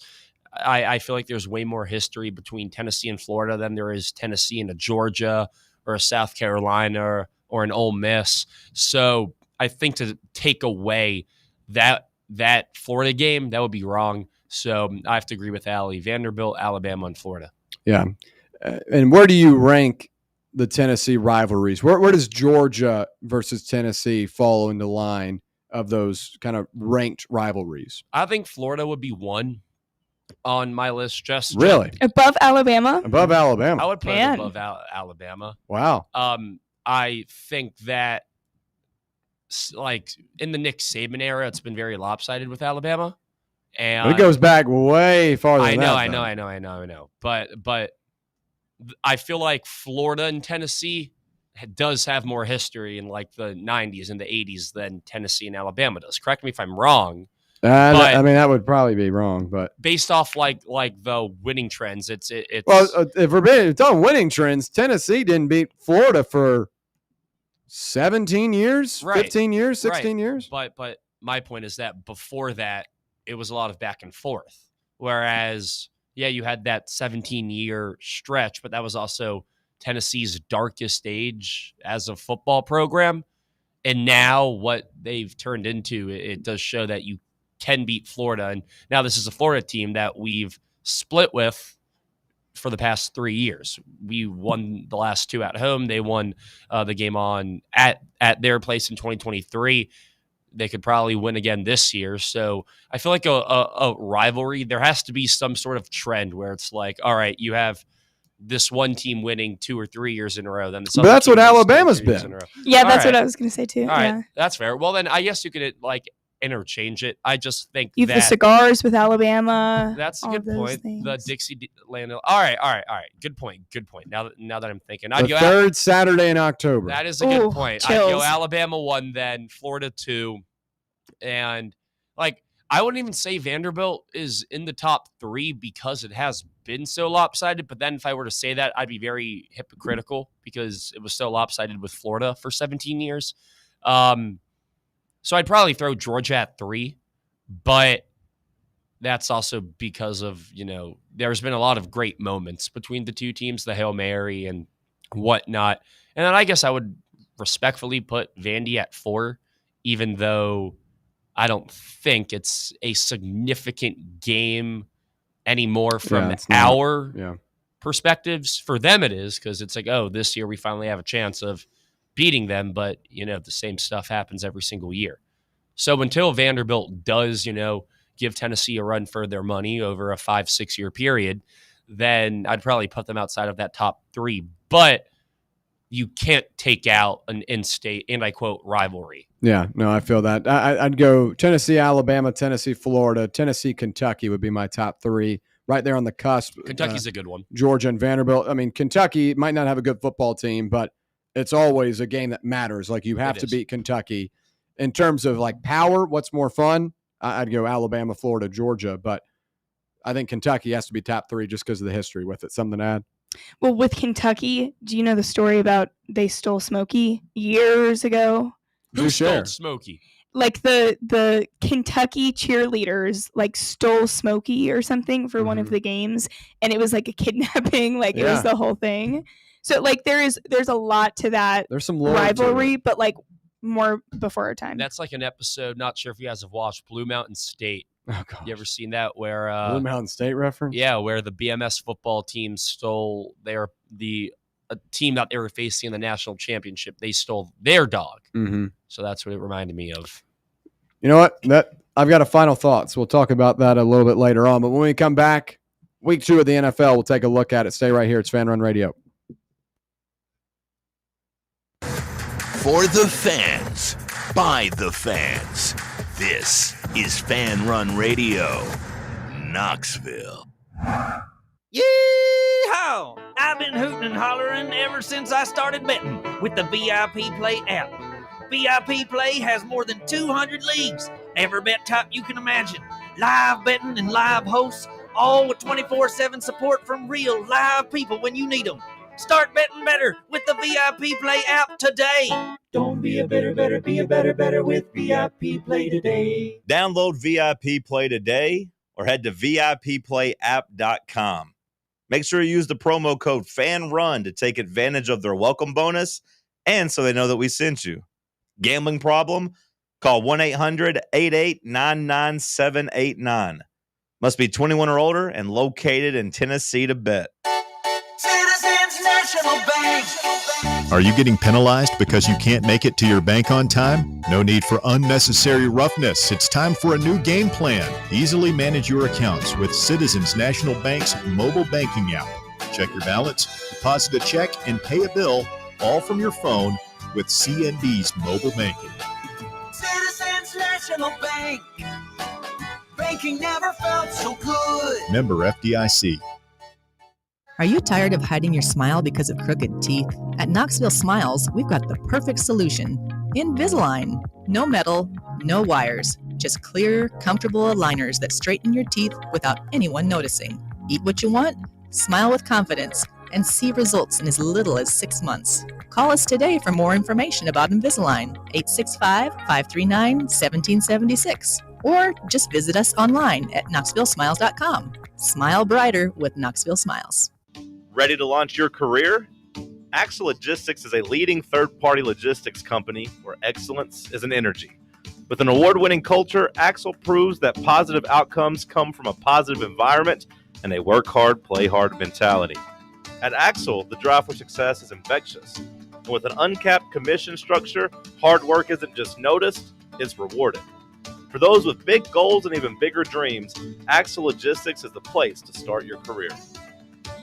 Have you ever found yourself wishing your clothes looked brand new again? Whether it's your favorite suit, that little black dress, or your comfy winter coat, Crown Cleaners can make it happen. From stubborn stains to delicate fabrics, the expert team at Crown Cleaners uses the latest cleaning technology to ensure your clothes come back looking and feeling fresh. Visit one of their 2 area locations, Kingston Pike on Bearden Hill or South North Shore Drive near Dunkin' Donuts. Online at crowncleaners.com. Crown Cleaners, a tradition of excellence. Merritt Garage Doors and Services has been serving the East Tennessee community since 1963. At Merritt, quite simply, the customer comes first. Their door specialists will not try to needlessly upsell you because they are not commission-based like other places. This allows them to focus on your needs and not their pockets. They offer a range of beautiful garage doors in a variety of styles to suit the architecture of your home, and they will supply and install a wide range of garage door openers and accessories to take your garage door to the next level. To request a quote or schedule a service repair call, visit merrittgaragedoor.com. Ball fans, reimagine your home at Broadway Carpets and Flooring for any remodeling or building needs. With a variety of carpets, rugs, hardwood, vinyl, and stone, Broadway has all the flooring and installation options you're looking for, including pet-resistant products like Pet Perfect Carpet from Shaw Floors. Visit their showroom in downtown Knoxville or the location in West Knoxville located on Kingston Pike near Pellissippi Parkway today.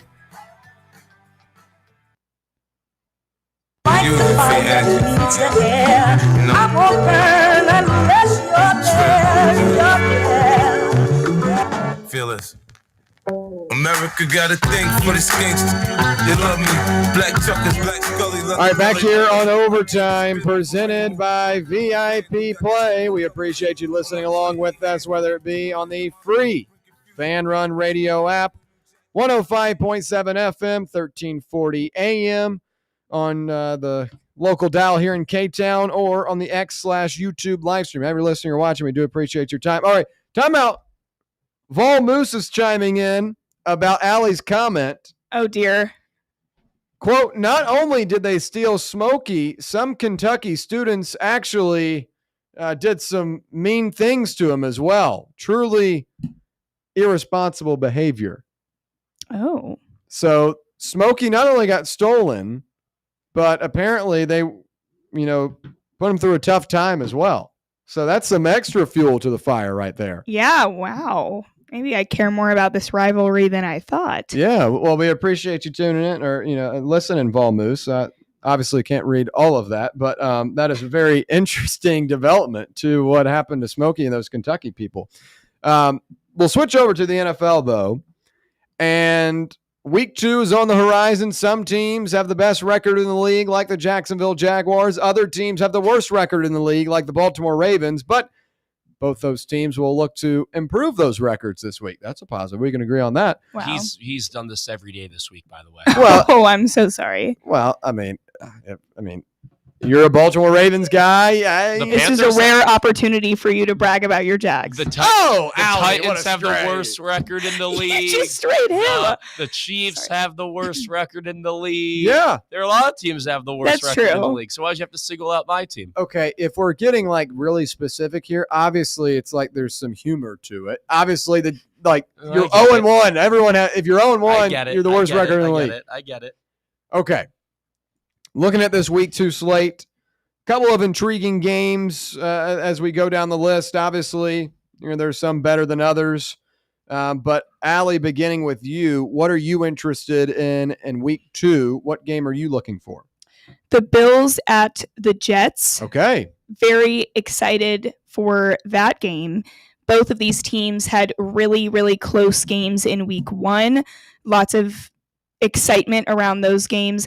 Obviously, the Bills had one of the biggest games of the week with that huge win. But looking at this matchup specifically, Josh Allen has had 5 interceptions in his last 3 games in MetLife Stadium. So something to watch there. Yeah. He's 1-2 in MetLife, specifically against the Jets. So this is a team that's a little bit challenging for him to play in a road setting. And we'll be monitoring the Bills' defense. Obviously, they played an incredible offense last week in the Ravens, but they did allow more points than they were probably hoping to. But we'll be monitoring how they handle this new Justin Fields-led offense with the Jets that surprised people last week. I'm just super excited to see where this game goes, especially with the history of Josh Allen in MetLife. Yeah. Justin Fields had an impressive showing against his former team, the Pittsburgh Steelers. And Josh Allen was able to orchestrate a very impressive comeback. Tyler, what game are you looking for this week? The Jaguars get spanked by the Cincinnati Bengals. Ooh, that one got me. Come on.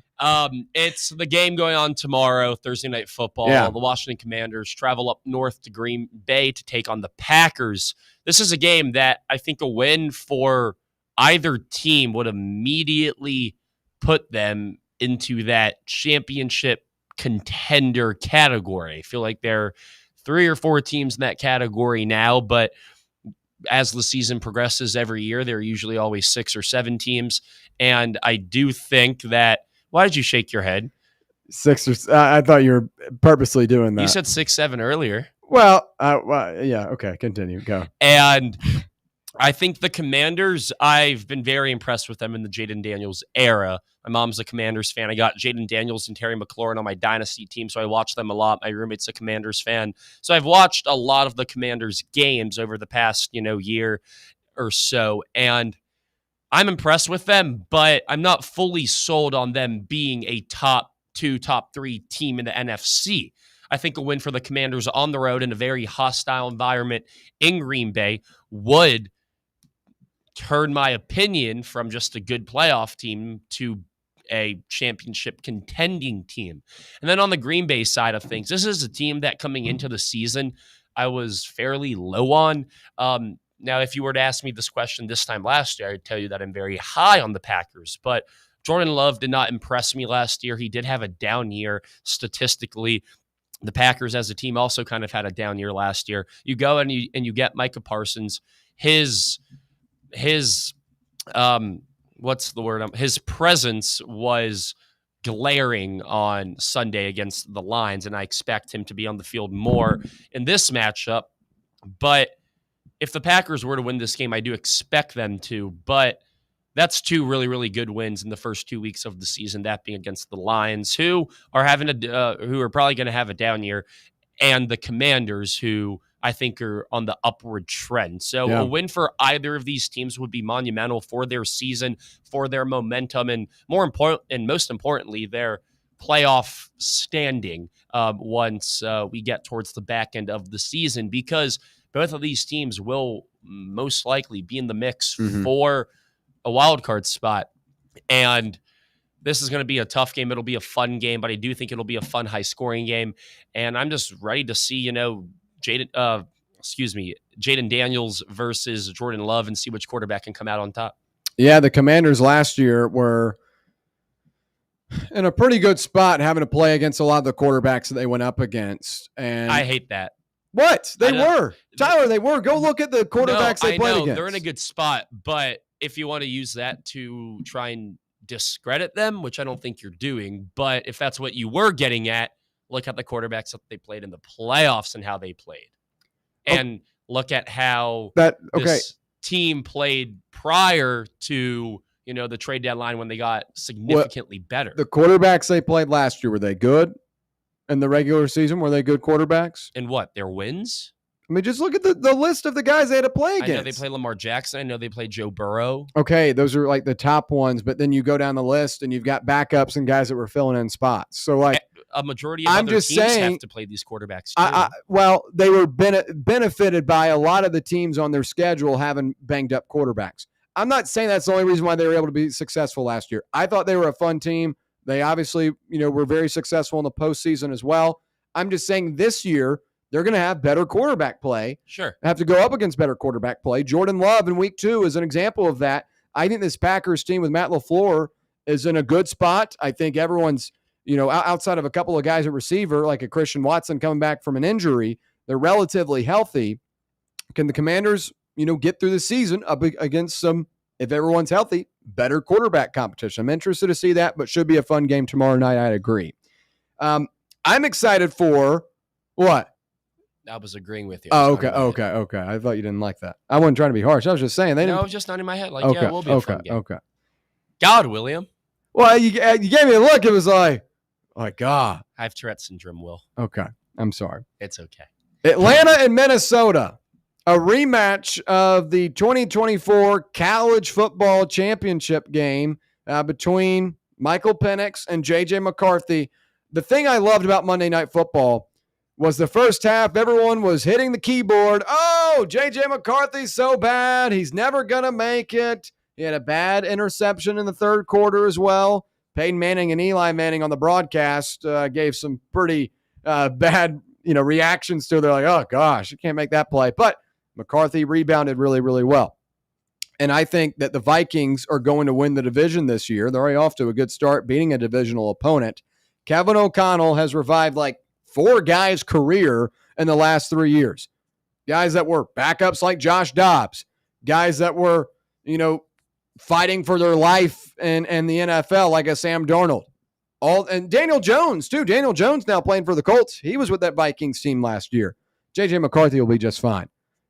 I'm interested to see what he looks like up against a defense that I think has some really talented players, up against a defensive-minded coach, and Michael Penix on the other side. He's making his full season debut this year. A rematch of 2 guys that played in the championship game a couple of years ago is a cool storyline. But in the NFL terms, which guy's making the most progress? Obviously, Penix has a couple of games more of experience on McCarthy, but McCarthy's no scrub. Big game for both these teams as they navigate through an NFC that I think is a lot stronger than years past, with a lot of good teams, a lot of good coaches, a lot of good coordinators. I'm interested to watch this one. Sunday Night Football, too. I like the Vikings got a cool stadium. I like the architecture of it, the lighting. They get pumped up. And I love Atlanta Stadium, too, Allie. I know you're Atlanta native. Credit for Mercedes-Benz. Mercedes-Benz Stadium is one of my favorites as well. That's the coolest stadium I've ever been to, by the way. It is a shame, though, that they can't sell tickets. When I was watching the game against Tyler. the Bucs. No, I'm being serious here. And one of my buddies, he's from Atlanta, and he's a lifelong Falcons fan, and he was like, I was telling him when we went to the game against Syracuse, I was like, dude, this stadium's sick. He's like, yeah, man, it's dope, but it's always empty when the Falcons play. Like we can't sell tickets. And hey, it won't be empty. Oh, here we go. T-ball hit incoming. Here we go. Go ahead and say. It won't be empty on December 11th for the Corgi race. Everyone, let's go. Cheering on Toby. He's not officially in yet, but we did apply him. So anyway, that's my Corgi entering him into the Falcons Corgi race for those that missed that segment. It will be packed. I knew exactly where that was going. When he put it on T-ball, look, the T, the ball, I knew where that was going. I had to. Yeah, I know. Mercedes-Benz Stadium, I go every year for the SEC Championship, so I'm there at least one time a year. I went to a Falcons game not too long ago. It was Tom Brady's last regular season game. That's probably why. But it wasn't a full house. But right. I'm fine with that. Go the concessions, the concourse, everything's so elite about that stadium. I went to an Atlanta United game there, which was also very hype. Very I hype. feel like that was pretty packed. Yeah. Yeah. I'm not a big soccer guy, but it is a really cool venue. I like it. Fine. You didn't talk about it. I didn't talk about it. You didn't talk about it. Philadelphia and Kansas City this week as well. That's going to be a banger. The Super Bowl rematch. I think Kansas City gets even this week and gets a win in the win column. I know they're a little bit banged up, but I feel like everyone and their mother's just going to take the Eagles blindly because they're coming off a win on Thursday Night Football. A day and an extra rest. And Kansas City having to travel, back from Brazil to the United States is something to watch. Xavier Worthy, I hope he's available to play because he's on my fantasy team and I drafted him in a couple of leagues. And on the third play of the game against the Chargers, he has a Looney Tunes ass injury with Travis Kelce. I need him available. And if he is available, I think the Chiefs could possibly get a win here. If they don't, we were talking about this offseason. They were so good in those one-score games last year. This is where you could, maybe see a domino effect of this team just isn't that good, and you kind of go through that Tom Brady era in the middle of that dynasty where you started off so strong, you got Super Bowls, you had a couple of years to kind of figure things out, and then you had that next wave. I feel like we're entering the abyss of this version of the Chiefs. Would you agree with that? Yes and no. Okay. I do think a lot of it does depend on when Travis Kelce decides to, hang it up, when Andy Reid decides to hang it up. However, I don't think Andy Reid is going to hang it up anytime soon. I mean, he's on a trajectory to be one of the greatest coaches of all time, and there's a lot more work to do. I do think there will be a year, though, a 1-year window. Don't know if it'll be this year. I mean, it could be, considering that the Chiefs aren't off to a very hot start, but I feel like either this year or next year, they are going to do a lot of retooling to their roster. Chris Jones, how many more years can he play? They don't really have any more staples in that offense. Rashee Rice can't stay on the field for obvious non-injury related reasons. There's going to have to be some sort of retooling with this roster, and I do think you are going to see a year where the Chiefs either just squeak into the playoffs, just barely, or they do end up missing it, whether that being because of Mahomes' injury or because the team just isn't as good as it is in years prior. But about this game, I do think this does have Kansas City win written all over it. I think it's really hard for any team to come into Arrowhead and win, let alone the fact that this game is at a 4:25 start, which the Kansas City Chiefs dominate. So, and I also wasn't very impressed with the Eagles last Thursday either. So I do think this is a game where, Kansas City gets even. Both teams are at 1-1. All right, when we come back, it's our final thoughts on a Wednesday edition of OT. Stay right here. It's Fan Run Radio.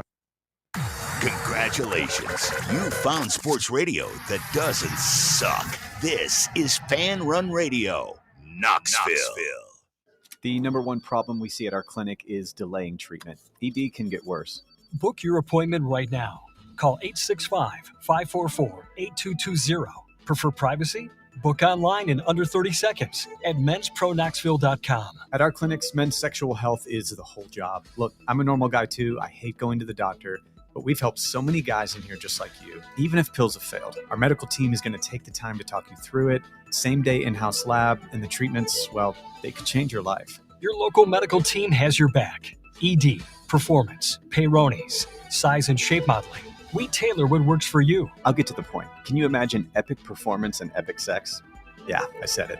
A stronger you is closer than you think. We're available right now. Call 865-544-8220 or book in 30 seconds or less at menspronknoxville.com. Men's Pro Knoxville, making it happen. Located in Knoxville's historic Old City, Barley's offers great food, live music, the best draft beer selection in town, and now your new favorite place to watch sports. Their indoor projector is perfect for any weather, and they've revamped their upstairs area with more TVs to take in all of the action. Their menu features hand-battered chicken tenders, juicy burgers, fresh salads, and the tastiest pizza in Knoxville. You can enjoy their happy hour drink specials daily from open until 6 p.m. Barley's Tap Room and Pizzeria. Hey, Vols fans, Cody Brown here. I grew up right here in Tennessee and know what it means when someone says, I've got your back. That's why you can trust Farm Bureau Insurance of Tennessee. Whether it's your home, your vehicle, your family's future, or the business you built from the ground up, we will show up for all of your insurance needs. We are Tennesseans who understand what matters, which is doing right by you. Insurance is not all about just paperwork and policies, but it's about the people we insure every day. So if you want insurance that hits home, give me a call at 865-992-3871. Go Vols. Got a flat tire? Strange noise under the hood? Don't stress. Roll into Matlock Tire and Auto Service. From oil changes and brake repairs to brand new tires, Matlock's certified techs do it all. Fast, friendly, and fair priced, Matlock is the home of the price match guarantee. Bring in any competitor's ad and Matlock will match the exact same tire for the exact same price. Matlock Tire and Auto Service. 5 locations in East Tennessee. Visit MatlockTireService.com to find the location nearest you and schedule your appointment. Today, we raise a glass of Jameson Irish whiskey to the sport of football. Hear, hear! To Gaelic football, born in Ireland in 1885 in its thrilling blend of soccer, rugby and basketball. On a massive field, 15 players kick or hand pass a round ball that scored points over a bar or into a net. No pads, no helmet, no sense. Hear, hear! To college football, which kicked off in 1869 when Rutgers beat Princeton 6-4 in the Battle of New Jersey. With 11 players and helmets and pads, teams battle on a 100-yard gridiron with explosive pass plays and hard-hitting tackles. Unless you're called for targeting. Hear, hear! Since 1780, Jameson Irish whiskey has been enjoyed by sports fans all around the globe. Whether your football is Gaelic, American, or even soccer, we can all agree on super smooth Jameson Irish whiskey. Hear, hear! Blackford Veterinary Surgery Referral specializes in surgeries not regularly performed by your pet's general veterinarian. They're currently accepting referrals from vets all across the country. With their newly renovated state-of-the-art surgery center and highly trained staff, clients can rely on professional and thorough care. If your vet says that your pet needs surgery or rehab, ask for a referral to Blackford Vet and let them get your best friend back on its feet. Located conveniently in West Knoxville. For more information, visit blackfordvetsurgery.com. Presidents to represent me. I'm out for presidents to represent me. I'm out for presidents to represent me. I'm out for presidents to represent me.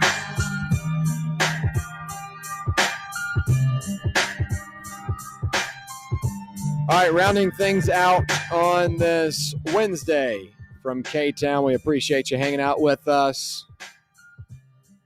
Tyler's last day today. Tyler, I've enjoyed our time together. You came in when we were on the slate. That was an hour specific for gambling, but in light of college football season, Tennessee football, we had to make a pivot. Overtime now fully sponsored for 2 hours by our friends at VIP Play. Again, make sure you use the code FANRUN, all caps, to claim $100 in bonus bets. Gambling problem, 1-800-889-9789. Must be 21 years or older and located in Tennessee to bet. Hey, hate to throw an ad in there, but like if I do, no, that's what you gotta do. If man. I mention it, I do have to mention the hotline. Gotta get your money. I don't blame you. But I've enjoyed having you on here. Thanks, Will. And from meeting you the first time back my sophomore year, your freshman year, it's odd how things collide again to your final year. And I'm Unc. Even though you are not allowed to call me Unc, by the way. I've already told both of y'all that. You're not allowed to call me Unc. Allie said it the other day. She's like, I'm Unc now. I'm like, no, you're not. You're still in college. Like, you're not there yet. So what? What are you now? What are you now? If you graduated college, would that make you Unc? Well, technically, but I don't want to be called Unc.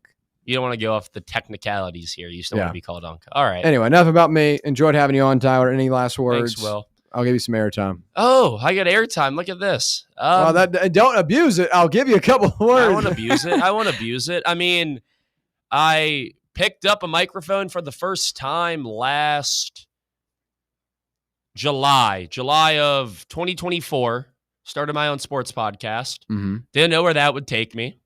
Did it by myself, brought on a co-host. Before I know it, I now have a team of 5 working for my podcast. We're doing great stuff over there. If you do want to, stay in touch, let's talk about it. Podcast, YouTube, Instagram, Twitter, TikTok. A little shameless plug there, but I did not expect that podcast to, get me into the world of being an on-air talent, or I guess an off-air talent, because I'm not on camera a lot, but I've learned a lot of things here, like how to produce, like how to pick up callers. I finally got it down on the final day there we go. Of me here at Fan Run. I've met a lot of great people on the way. I just love the opportunity to, sit down and talk about sports for 2 hours. That's what I want to do when I'm older. That's what I'm doing now. So very blessed for the opportunity. Very happy that William, our paths intertwined once again. I consider you a dear friend. I hope you consider me the same. Allie, I will probably see you on Ped Walkway or at the football game once again. Absolutely. Yeah. Hey, we are 2-0 seeing each other at football games. We are 2-0. Look Y'all at that. better see each other on Saturday. Keep it up. We're going to Roberto's tailgate. There you go. Right? Perfect. Yeah. Awesome. I'll see you there. But once again, thank you guys. If you want to stay in touch, you guys can follow me on my podcast and on my social at Tyler Barbarous. Yeah, it's bittersweet, but I figure I'll be back at some point. I did tell William that, if he needs a producer, or if no one can make it and he's talking about the NFL and he wants to debate some hot topics, I'll come in. I love talking about the NFL. So yeah, appreciate the opportunity. Happy to be here, and yeah, go Vols. There we go. Great stuff, Tyler. We've enjoyed having you.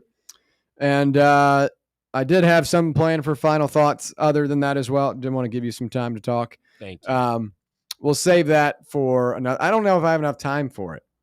Come on, get it out. The mascot thing? Yeah, I don't know if I have enough time for it. Do you want to tease it? Willem, you have about 2 minutes and 13 seconds. All right. Ohio and Ohio State play this weekend in football. And there's some very interesting lore about this series.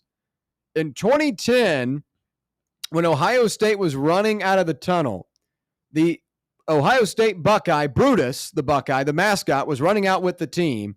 And all of a sudden, Rufus the Bobcat of Ohio came up and tackled Brutus the Buckeye on the field. And it wasn't like a pre-planned thing or anything like that. And he whiffed, and Rufus lost his head, put it back on, and Brutus had already run to the end zone, and incoming behind him is Rufus the Bobcat. And there's a couple of pictures from this, as it was in 2010, and you can see, like, Brutus is running towards the end zone with the team, and Rufus is in the background with, like, the demeaning Bobcat look chasing him. I'll show you guys pictures, but we were talking about mascots earlier and talking about how, the University of Kentucky fans did some bad things to Smokey. Oh, God. This picture is gruesome. Yeah. This? Yeah. Yeah, okay. Rufus the Bobcat. There's one where he's literally, like, I'll show you guys after the He's show. got him in a rear naked choke. There's one. Look at the alley go down. No, far left. Look at this one. That one. Look at him running after him. Isn't that funny? He's got him mounted, like he's in the like octagon. chasing him here. So if you are watching, the guy that was in that, got banned from Ohio Stadium. Not going to be able to go. But Ohio State and Ohio play this weekend. Rufus versus Brutus should be fun. All right, appreciate you listening along with us. Tyler Barbarous, Allie Campbell, William Patterson. See you next time.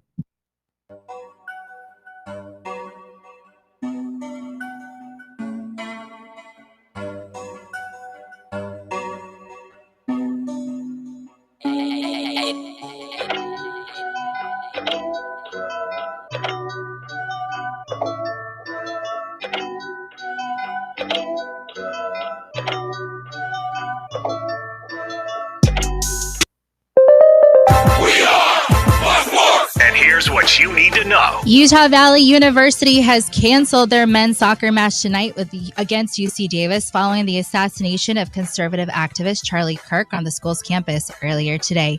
In the NFL, 49ers head coach Kyle Shanahan said Brock Purdy is a long shot to play on Sunday against the Saints after sustaining injuries to both his toe and non-throwing shoulder. This could hold out Purdy multiple weeks, according to Shanahan, and Mac Jones is expected to get the start. Browns running back Quinshon Judkins did not practice practice on Wednesday, but is expected to practice on Thursday. No word whether or not he'll play on Sunday. Dallas Cowboys cornerback Deron Bland suffered a foot injury during practice on Monday that could hold him out a few weeks. In baseball, it's still scoreless between the Cubs and Braves at the top of the third. Chris Sale has 7 strikeouts through 2 1/3 innings pitched. The Phillies are edging the Mets 2-1, and the Rangers swept the Brewers 6-3. I'm Brianna Muro. One guy is happily divorced. One guy is happily married. One guy gets called daddy by his 3 beautiful daughters.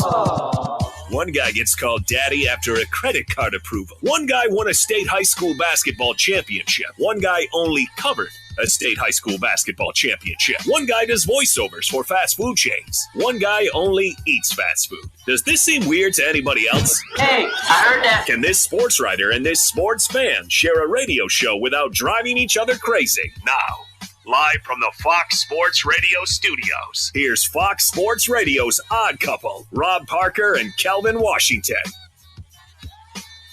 Hour number 2 on a Worship Wednesday here on Fox Sports Radio. It's the Odd Couple, Rob Parker, Kelvin Washington. And be sure to check out our brand new, that's right, YouTube channel. Look, Wow. We're live. We're doing it live. Do it live. Thank you, Bill. I'll write it and we'll do it live. That's right. We're simulcasting as we speak right here on YouTube. Video of the two of us. Just go to youtube.com/@oddcouplefsr. Or if you're already in the YouTube family, just search Odd Couple FSR. Hit the subscribe button, the like button, all that kind of stuff. Comment away. Let us know that my takes are better than Kelvin's. Go. So why would you advocate for people to lie? Rob Sterling Why would you want people to be Jr.? lying to us on YouTube? I don't want them to lie. I just want them to be honest with it, not hurting your feelings. Just search Odd Couple FSR and subscribe. Don't forget achy knees, stiff back, joints not cooperating. That's right. Some days your body just like no way, no how. And on those days, luckily there's a leave. And I know I'm going to leave guy. I have to have a leave. Just one pill. A leave provides up to 12 hours of pain relief so that it keeps you moving. Use as directed. You know, the little blue pill. That's why I was making sure. You start saying you one pill, you an advocate. I'm just saying. You're trying to keep up with her is what I'm saying. I get it, Rob. Hey, coming up, speaking of the Lions, former Lions. That's right. Who else you want? Robert Kraft, Bill Belichick? Bill Belichick especially. Man, that's why them grumpy old men beefing. I'm like, y'all got more in common than you think. Yeah, y'all got young things to attend to. Why y'all worried and arguing about each other? No, but the only problem is they're taking a leave by mistake. That's what it is. My back feel good, but dang it, other things ain't working. All right, Lomas Brown, the former All-Pro offensive lineman with the Lions. Also the Giants and Tampa Bay Bucks. He won a Lomas Super Bowl is a with good the guy. Bucks. He's the best. Lomas is a great He does guy. their radio broadcast. He's the color analyst. So we'll talk with him, and one's got to go as well coming up. Rob G, Steph Curry does what, and this is the one thing